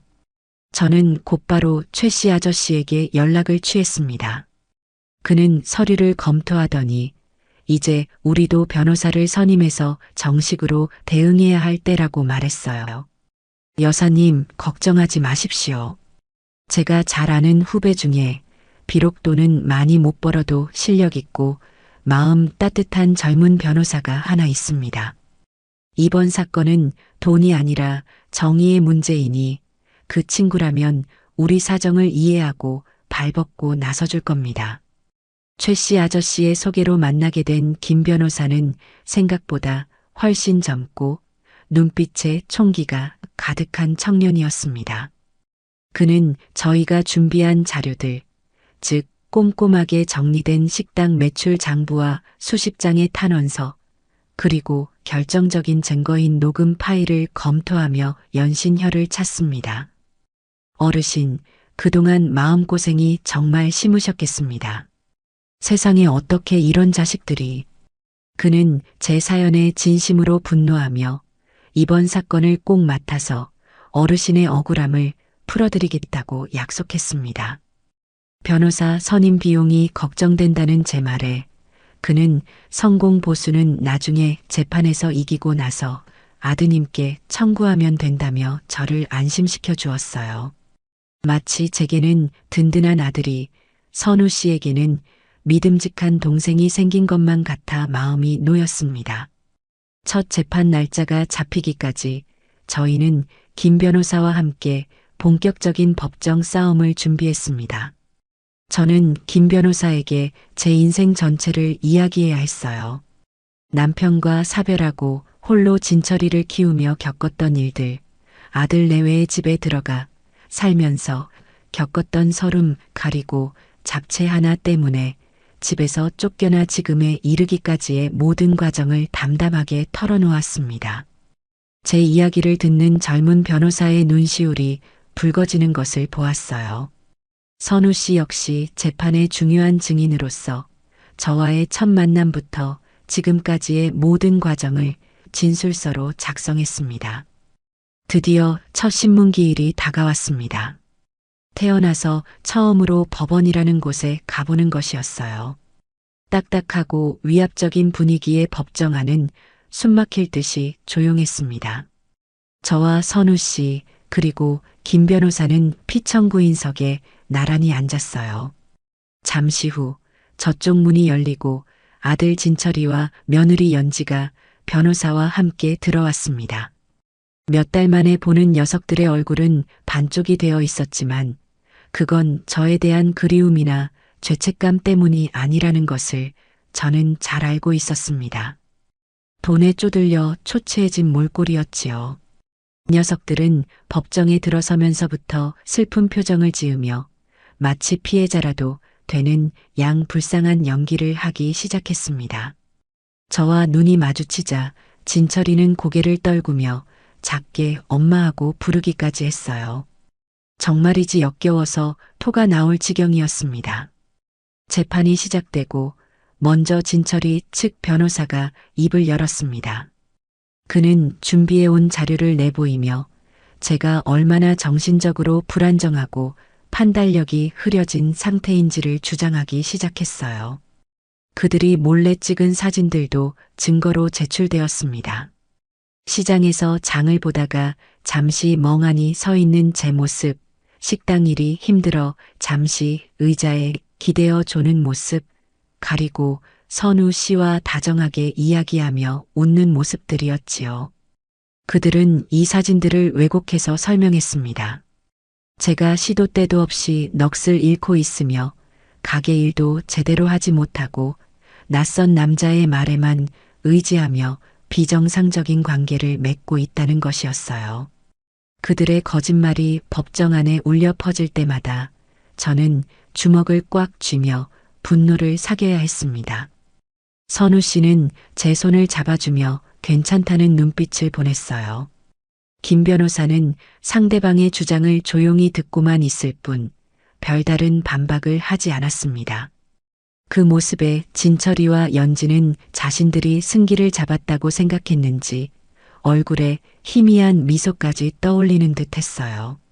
한참 동안 이어지던 상대방 변호사의 변론이 끝나고 드디어 저희 차례가 되었습니다. 김 변호사는 자리에서 일어나 판사를 향해 고개를 숙인 뒤 차분하지만 힘 있는 목소리로 말문을 열었습니다. 존경하는 재판장님, 지금부터 청구인 측의 주장이 얼마나 허위와 기만으로 가득 차 있는지, 그리고 이 사건의 본질이 무엇인지를 명백히 밝히겠습니다. 그의 말이 끝나자마자 법정 안의 모든 시선이 저희에게로 쏠렸습니다. 진철이와 연지의 얼굴에서 웃음기가 사라지고 긴장한 기색이 역력했어요. 저는 허리를 꼿꼿이 세우고 정면을 응시했습니다. 기나긴 싸움의 서막이 이제 막 오르고 있었습니다.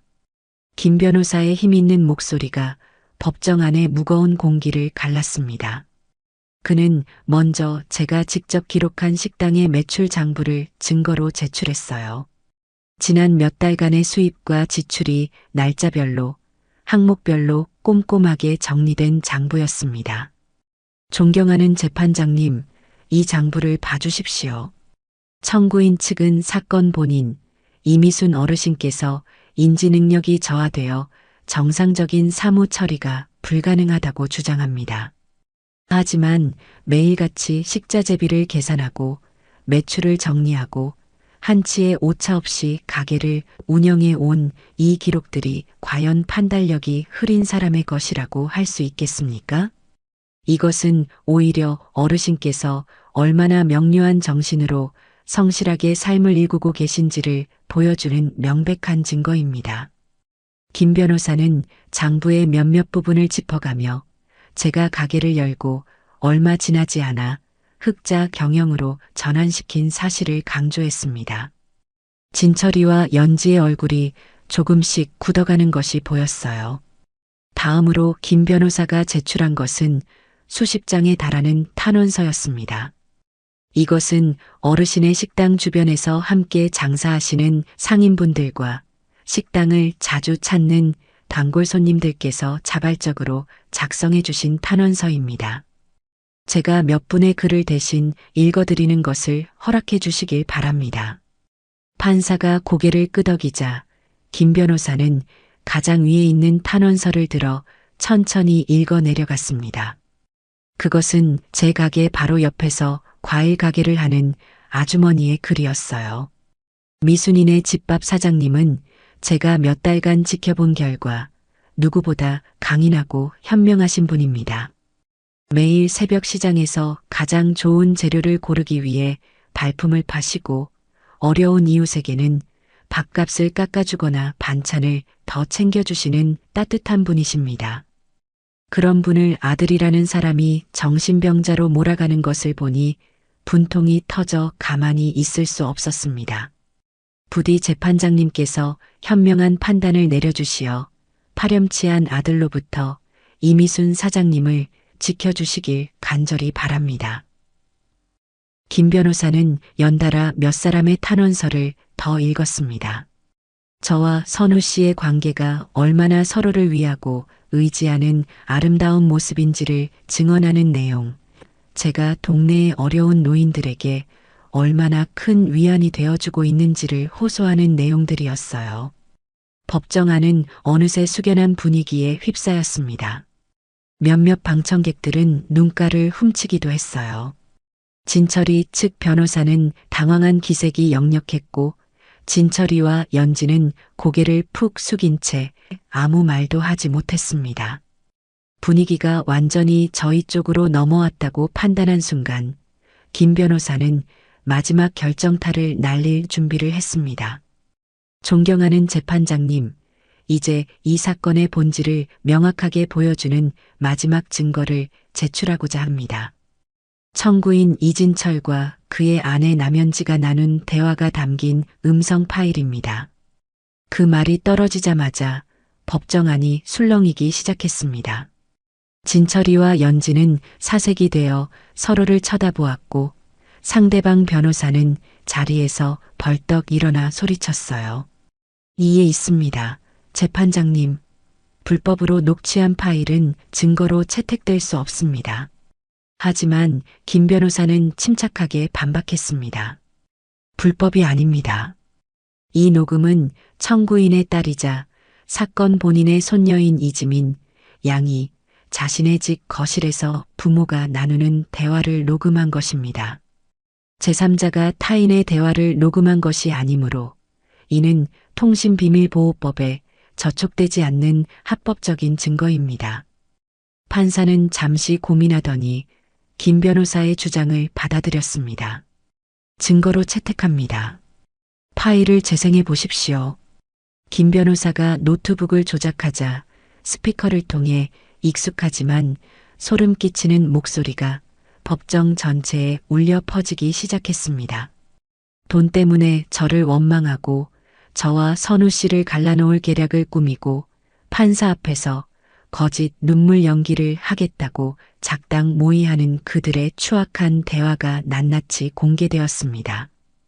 그리고 마침내 결정적인 한마디가 흘러나왔습니다. 엄마 통장에 있는 돈이 다 우리 돈이지. 그럼 누구 돈이야? 원래부터 우리 거였다고. 그 순간 진철이와 연지는 완전히 무너져 내렸습니다. 연지는 아니야. 저건 사실이 아니야. 하며 비명을 질렀고 진철이는 고개를 숙인 채 쥐구멍이라도 찾고 싶은 듯 몸을 떨었어요. 판사는 더 이상 들을 필요도 없다는 듯 싸늘한 표정으로 스피커를 향해 손짓했습니다. 재판은 그걸로 끝이었습니다. 판사는 잠시 휴정을 선언한 뒤 곧바로 판결을 내렸어요. 그의 목소리는 추상과 같이 엄하고 단호했습니다. 청구인 이진철의 성년 의견 개시 심판 청구를 기각한다. 그는 판결을 내린 뒤에도 자리에서 일어나지 않고 한심하다는 듯 진철이와 연지를 노려보며 말을 이었습니다. 어머니를 위한다는 명목으로 법정을 기만하고 오직 돈을 목적으로 부모의 재산을 탐하는 행위는 인간의 도리를 저버린 패륜적 범죄나 다름없다. 법은 결코 당신들 같은 사람의 편이 되어주지 않을 것이오. 하늘이 무섭지도 않소? 판사의 호통에 진철이와 연지는 고개를 들지 못했습니다. 법정 안의 모든 사람들이 그들을 향해 경멸의 눈빛을 보내고 있었어요. 저와 선우 씨 그리고 김 변호사는 서로를 마주보며 조용히 미소 지었습니다. 길고 길었던 싸움의 완벽한 승리였습니다. 재판이 끝나고 법원 복도로 나오자 기다리고 있던 기자 몇 명이 저희에게 달려들었지만 김 변호사가 정중하게 막아주었습니다. 저는 비로소 참았던 숨을 길게 내쉴 수 있었어요. 온몸에 쌓여있던 긴장과 분노가 한꺼번에 빠져나가는 기분이었습니다. 그때 진철이가 제게 다가와 무릎을 꿇으려고 했습니다.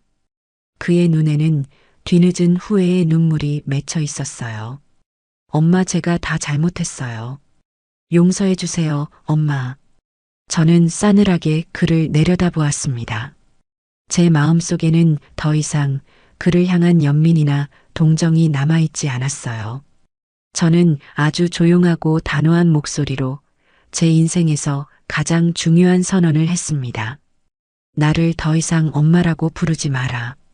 네, 이제 너는 내 아들이 아니다. 그리고 나는 네 엄마가 아니다. 우리는 오늘부로 완벽한 남이다. 그러니 다시는 죽는 날까지 내 눈앞에 나타나지 마라. 제 말을 끝으로 저는 뒤도 돌아보지 않고 걸음을 옮겼습니다. 선우 씨가 제 손을 따뜻하게 잡아주었어요. 법원 문을 열고 밖으로 나오자 눈부신 햇살이 제 얼굴 위로 쏟아졌습니다. 마치 제 새로운 인생을 축복해주는 것만 같았어요. 저는 70평생 처음으로 세상의 모든 굴레로부터 벗어나 완벽한 자유를 얻은 것이었습니다. 저희가 가게로 돌아오자 최 씨 아저씨를 비롯한 공원의 친구분들이 초조한 얼굴로 저희를 맞이했습니다. 저희의 밝은 표정을 보고 승리를 직감했는지 한 친구분이 조심스럽게 물었어요. 어떻게 됐소? 이긴 거요? 선우 씨가 제 어깨를 감싸 안으며 환하게 웃었습니다. 이기다 마다요. 완벽한 승리입니다. 우리 미순 씨가 저 악독한 놈들을 보기 좋게 무찔렀습니다. 그의 말이 끝나자마자 가게 안은 떠나갈 듯한 환호성과 박수 소리로 가득 찼습니다. 모두들 자기 일처럼 기뻐하며 저희를 얼싸안아 주었어요.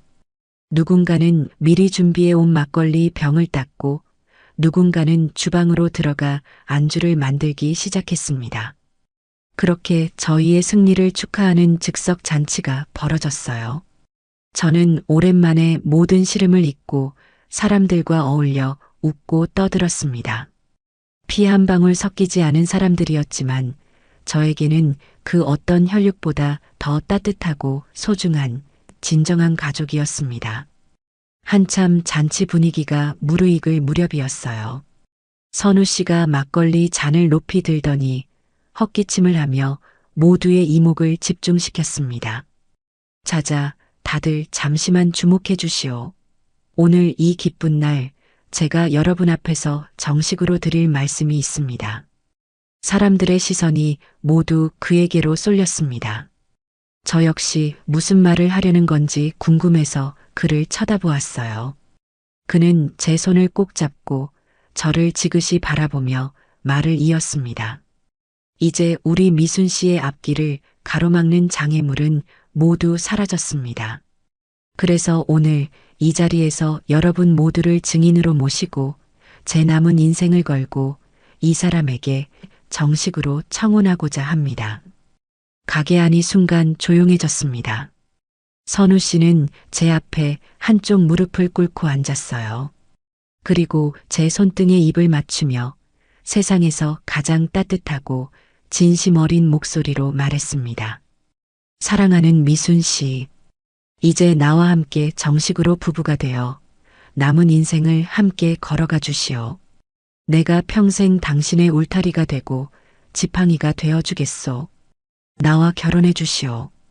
그의 청혼에 가게 안은 다시 한번 우레와 같은 박수와 환호성으로 터져나갔습니다. 저는 흐르는 눈물을 주체할 수가 없었어요. 고개를 들어 주위를 둘러보니 저를 바라보는 친구들의 눈가도 모두 촉촉하게 젖어 있었습니다. 저는 망설이지 않고 대답했어요. 네, 선우 씨. 당신과 함께라면 남은 인생이 하나도 두렵지 않아요. 기꺼이 당신의 아내가 될게요. 그렇게 저희는 모든 사람들의 축복 속에서 정식으로 부부가 되기로 약속했습니다. 며칠 뒤 저희는 구청에 가서 혼인신고를 마쳤어요. 거창한 결혼식은 올리지 않았습니다. 대신 저희의 인연이 시작된 이 작은 식당에서 저희를 아껴주는 소중한 사람들을 모두 초대해 조촐한 언약식을 열기로 했어요. 언약식 날 가게는 아침부터 분주했습니다. 선우 씨와 저는 함께 장을 봐왔고 친구들은 자기 일처럼 가게를 꾸며주었어요. 화려한 장식은 없었지만 가게 곳곳에 들꽃을 꽂아놓고 예쁜 초를 켜두니 제법 근사한 분위기가 났습니다. 지민이도 학교를 마치고 한달음에 달려와 제 머리를 곱게 빗어주고 수줍게 분도 발라주었어요. 저는 평생 입을 일이 없을 거라고 생각했던 고운 한복을 꺼내 입었고 선우 씨도 가장 좋은 양복으로 갈아입었습니다. 해가 저물고 가게에 하나둘씩 손님들이 모여들었습니다. 최 씨 아저씨가 서툰 솜씨로 사회를 맡았고 저희는 양가 부모님도 주례도 없는 단출한 언약식을 올렸습니다. 저희는 서로에게 쓴 편지를 낭독하며 남은 생을 서로 아끼고 사랑하며 살겠다고 모두 앞에서 굳게 맹세했어요. 그 모습에 지민이는 또 눈물을 펑펑 쏟았고 다른 친구분들도 손수건으로 연신 눈가를 훔쳤습니다. 언약식이 끝나고 저희가 정성껏 준비한 음식을 모두 함께 나누어 먹었습니다. 그날 밤 미순이네 집밥은 세상에서 가장 행복하고 따뜻한 잔칫집이 되었습니다. 저는 남편이 된 선우 씨의 손을 꼭 잡고 생각했어요. 인생이란 건 정말 알 수가 없구나. 지옥 같은 구렁텅이에서 허덕이던 내가 이렇게 행복한 날을 맞이하게 될 줄이야. 제 옆에서 저를 보며 환하게 웃는 선우 씨, 그리고 저희를 둘러싼 좋은 사람들.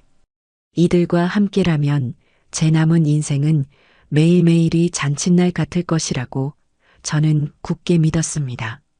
저와 선우 씨가 법적으로 완벽한 부부가 된 이후 아들 내외에 대한 소식은 손녀 지민이를 통해 간간히 전해 들을 수 있었습니다. 그들의 삶은 예상했던 대로 아주 처절하게 무너져 내리고 있었어요. 재판에서 패소한 그들은 저희 측 변호사 비용까지 모두 물어내야 하는 처지가 되었습니다. 가뜩이나 빚에 쪼들리던 그들에게는 그야말로 마지막 숨통을 끊어버린 치명타였지요. 결국 그들이 살던 집은 경매로 넘어갔습니다.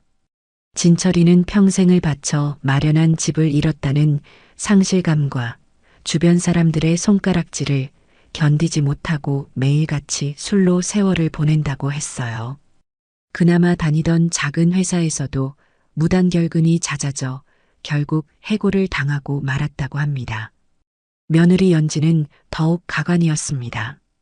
씀씀이를 줄이고 현실을 받아들이기는커녕 오히려 사채에까지 손을 대며 예전과 같은 사치스러운 생활을 유지하려 발버둥 쳤다고 해요.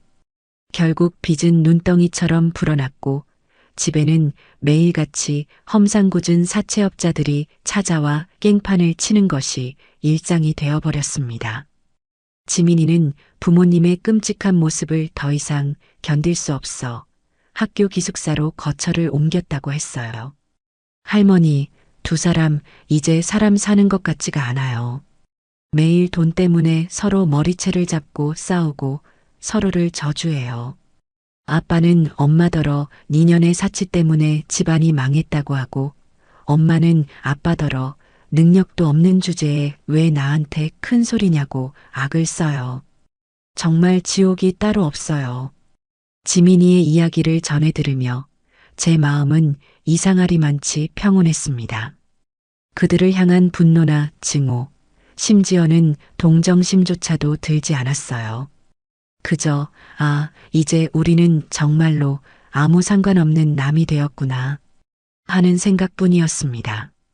그들의 몰락은 제가 만든 것이 아니었어요. 오직 그들 자신의 탐욕과 어리석음이 불러온 당연한 인과응보일 뿐이었습니다. 그러던 어느 겨울날이었습니다. 그날따라 유난히 눈이 많이 내렸어요. 가게 문을 닫고 선우 씨와 함께 따뜻한 차를 마시고 있는데 누군가 가게 문을 두드렸습니다. 나가보니 눈을 흠뻑 맞은 채 초췌한 몰골을 한 진철이와 연지가 서 있었어요. 몇 달 만에 본 그들의 모습은 차마 눈뜨고 보기 힘들 정도로 비참했습니다. 어머니. 진철이가 저를 보자마자 다리에 힘이 풀렸는지 그 자리에 주저앉아 버렸습니다. 연지는 기다렸다는 듯이 제 바짓가랑이를 붙잡고 울부짖기 시작했어요. 어머니, 저희가 다 잘못했어요. 저희가 정말 죽을 죄를 지었어요. 제발 저희 좀 살려주세요, 어머니. 저는 아무 말 없이 그들을 내려다보았습니다. 선우 씨가 제 앞을 막아서며 단호하게 말했어요. 당신들 여기가 어디라고 찾아와. 미순 씨는 더 이상 당신들 어머니가 아니오. 썩 돌아가시오. 하지만 그들은 막무가내였습니다. 진철이는 콜록거리며 아픈 신용을 했고 연지는 이마를 바닥에 찧어가며 용서를 빌었어요. 어머니, 진철 씨가 몸이 너무 안 좋아요. 스트레스 때문에 위장에 구멍이 났대요. 이대로 가다가는 정말 큰일 나요. 병원비도 없고 당장 살 집도 없어요. 제발 예전처럼 저희 좀 걷어주시면 안 될까요? 저희가 평생 어머니 발 닦게라도 되라면 될게요. 네. 참으로 염치 없고 가증스러운 모습이었습니다. 진심 어린 반성은 조금도 찾아볼 수 없었어요. 그저 막다른 골목에 몰리자 마지막으로 기댈 곳이 저밖에 없다는 생각에 찾아온 것이겠지요. 저는 더 이상 그들의 추한 연극을 보고 싶지 않았습니다. 저는 제 앞을 막아선 선우 씨의 어깨를 가만히 밀어내고 그들 앞에 섰습니다. 그리고 제 인생의 마지막 자비를 베푸는 심정으로 입을 열었어요. 내가 전에 말했을 텐데 다시는 내 눈앞에 나타나지 말라고. 제 차가운 목소리에 울부짖던 연지의 울음소리가 뚝 그쳤습니다. 저는 싸늘한 눈으로 그들을 한 명씩 쳐다보며 말을 이었어요. 니들이 어쩌다 그 지경이 됐는지 나는 조금도 궁금하지 않다. 그건 전부 니들이 자초한 일이니까. 그러니 앞으로도 니들 인생은 니들이 알아서 책임져라. 나한테 와서 구걸하고 동정받을 생각 꿈에도 하지 마라. 저는 주머니에서 꼬깃꼬깃한 10,000원짜리 몇 장을 꺼내 그들 앞에 던졌습니다. 이 돈 받고 당장 내 눈앞에서 사라져라. 그리고 다시 한번 내 가게 문턱을 넘는 날에는 경찰을 부를 것이다. 알아들었으면 썩 꺼져. 제 단호한 태도에 진철이와 연지는 더 이상 아무 말도 하지 못했습니다. 그들은 바닥에 떨어진 돈을 허겁지겁 주워들고는 비참한 몰골로 눈보라 속으로 사라졌습니다. 저는 그들의 뒷모습을 보며 과거에 즐기고 아팠던 인연의 완벽한 마침표를 찍었습니다. 그날 이후 그들은 정말로 제 인생에서 완전히 사라졌습니다. 시간이 흘러 다시 겨울이 찾아왔고 제 77번째 생일이 돌아왔습니다. 작년 이맘때 저는 아들놈의 생일상을 차리다 말고 잡채가 없다는 이유로 집에서 쫓겨났었지요. 하지만 1년이 지난 오늘 제 곁에 모든 것이 달라져 있었습니다.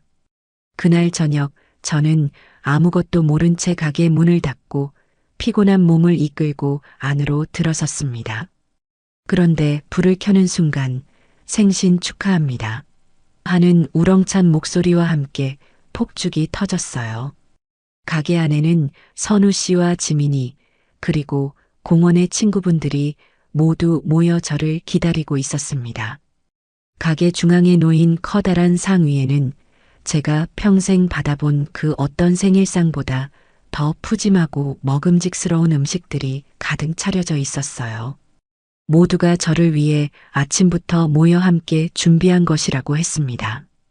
저는 너무나 놀랍고 감격스러워서 한동안 말을 잇지 못하고 그 자리에 서 있기만 했어요. 뭘 그렇게 서 있기만 하오. 오늘의 주인공 양반. 어서 와서 앉으시오. 선우 씨가 제 손을 잡아 이끌어 상석에 앉혔습니다. 지민이는 제 머리에 예쁜 고깔 모자를 씌워주며 제 볼에 뽀뽀를 해주었어요. 할머니, 생신 축하드려요. 사랑해요. 저는 그제야 참았던 눈물을 터뜨리고 말았습니다. 하지만 그 눈물은 슬픔이나 서러움의 눈물이 아니었어요. 제 인생에서 처음으로 느껴보는 벅찬 행복과 감사함의 눈물이었습니다. 모두가 둘러앉아 즐겁게 식사를 시작했습니다. 상 위에는 선우 씨가 밤새 인터넷을 보며 끓였다는 서툰 솜씨의 미역국, 지민이가 아르바이트에서 번 돈으로 사온 커다란 케이크, 그리고 친구분들이 각자 솜씨를 발휘해 만들어 온 맛있는 음식들이 가득했어요. 그런데 문득 보니 그 많고 많은 음식들 중에 잡채는 없었습니다. 예전 같았으면 서운했을지도 모르지만 이제는 아니었어요. 저는 그 사실이 오히려 더없이 행복하게 느껴졌습니다. 그때 최 씨 아저씨가 막걸리 잔을 채워들고는 제게 말했어요. 미순이 사장, 작년에 아들놈 생일에 잡채가 없어서 그리 서러웠다면서? 그래서 우리가 일부러 잡채는 안 만들었소. 이제 그깟 잡채 없어도 우리 미순이 사장은 세상에서 제일 행복할 자격이 있으니까. 그의 말에 모두가 큰 소리로 웃으며 제게 축하의 잔을 건넸습니다. 저는 깨달았습니다. 제게 정말로 필요했던 것은 잘 차려진 생일상이나 잡채 같은 음식이 아니었다는 것을요. 저를 진심으로 아끼고 사랑해주는 사람들의 따뜻한 마음, 그리고 그들과 함께 나누는 웃음. 그것이야말로 제가 평생을 찾아 헤맸던 진짜 행복이라는 것을요. 촛불이 켜진 케이크 앞에서 저는 두 손을 모으고 조용히 눈을 감았습니다. 여보, 그리고 하늘에 계신 신이시여. 정말 고맙습니다. 제게 이렇게 값진 행복을 선물해 주셔서. 소원을 빌고 촛불을 끄자 모두가 다시 한번 뜨거운 박수를 보내주었습니다. 그날 밤 잔치가 끝나고 선우 씨와 나란히 앉아 밤하늘을 보았어요. 그의 어깨에 기댄 제 마음은 더없이 평온하고 따뜻했어요. 돌이켜보면 참으로 길고 험난한 길이었습니다. 하지만 그 모든 고통의 시간을 지나왔기에 지금의 이 행복이 더욱 값지고 소중하게 느껴지는 것이겠지요. 저는 제 손을 꼭 잡고 있는 선우 씨를 보며 생각했습니다. 인생은 이른이 넘어서도 얼마든지 다시 시작할 수 있는 것이었구나. 저는 탑골공원 앞 작은 식당에서 제 인생의 가장 찬란하고 아름다운 황혼을 맞이하고 있어요. 그 무엇과도 바꿀 수 없는 잡채보다 1000배, 10,000배는 더 값진 행복과 함께 말입니다.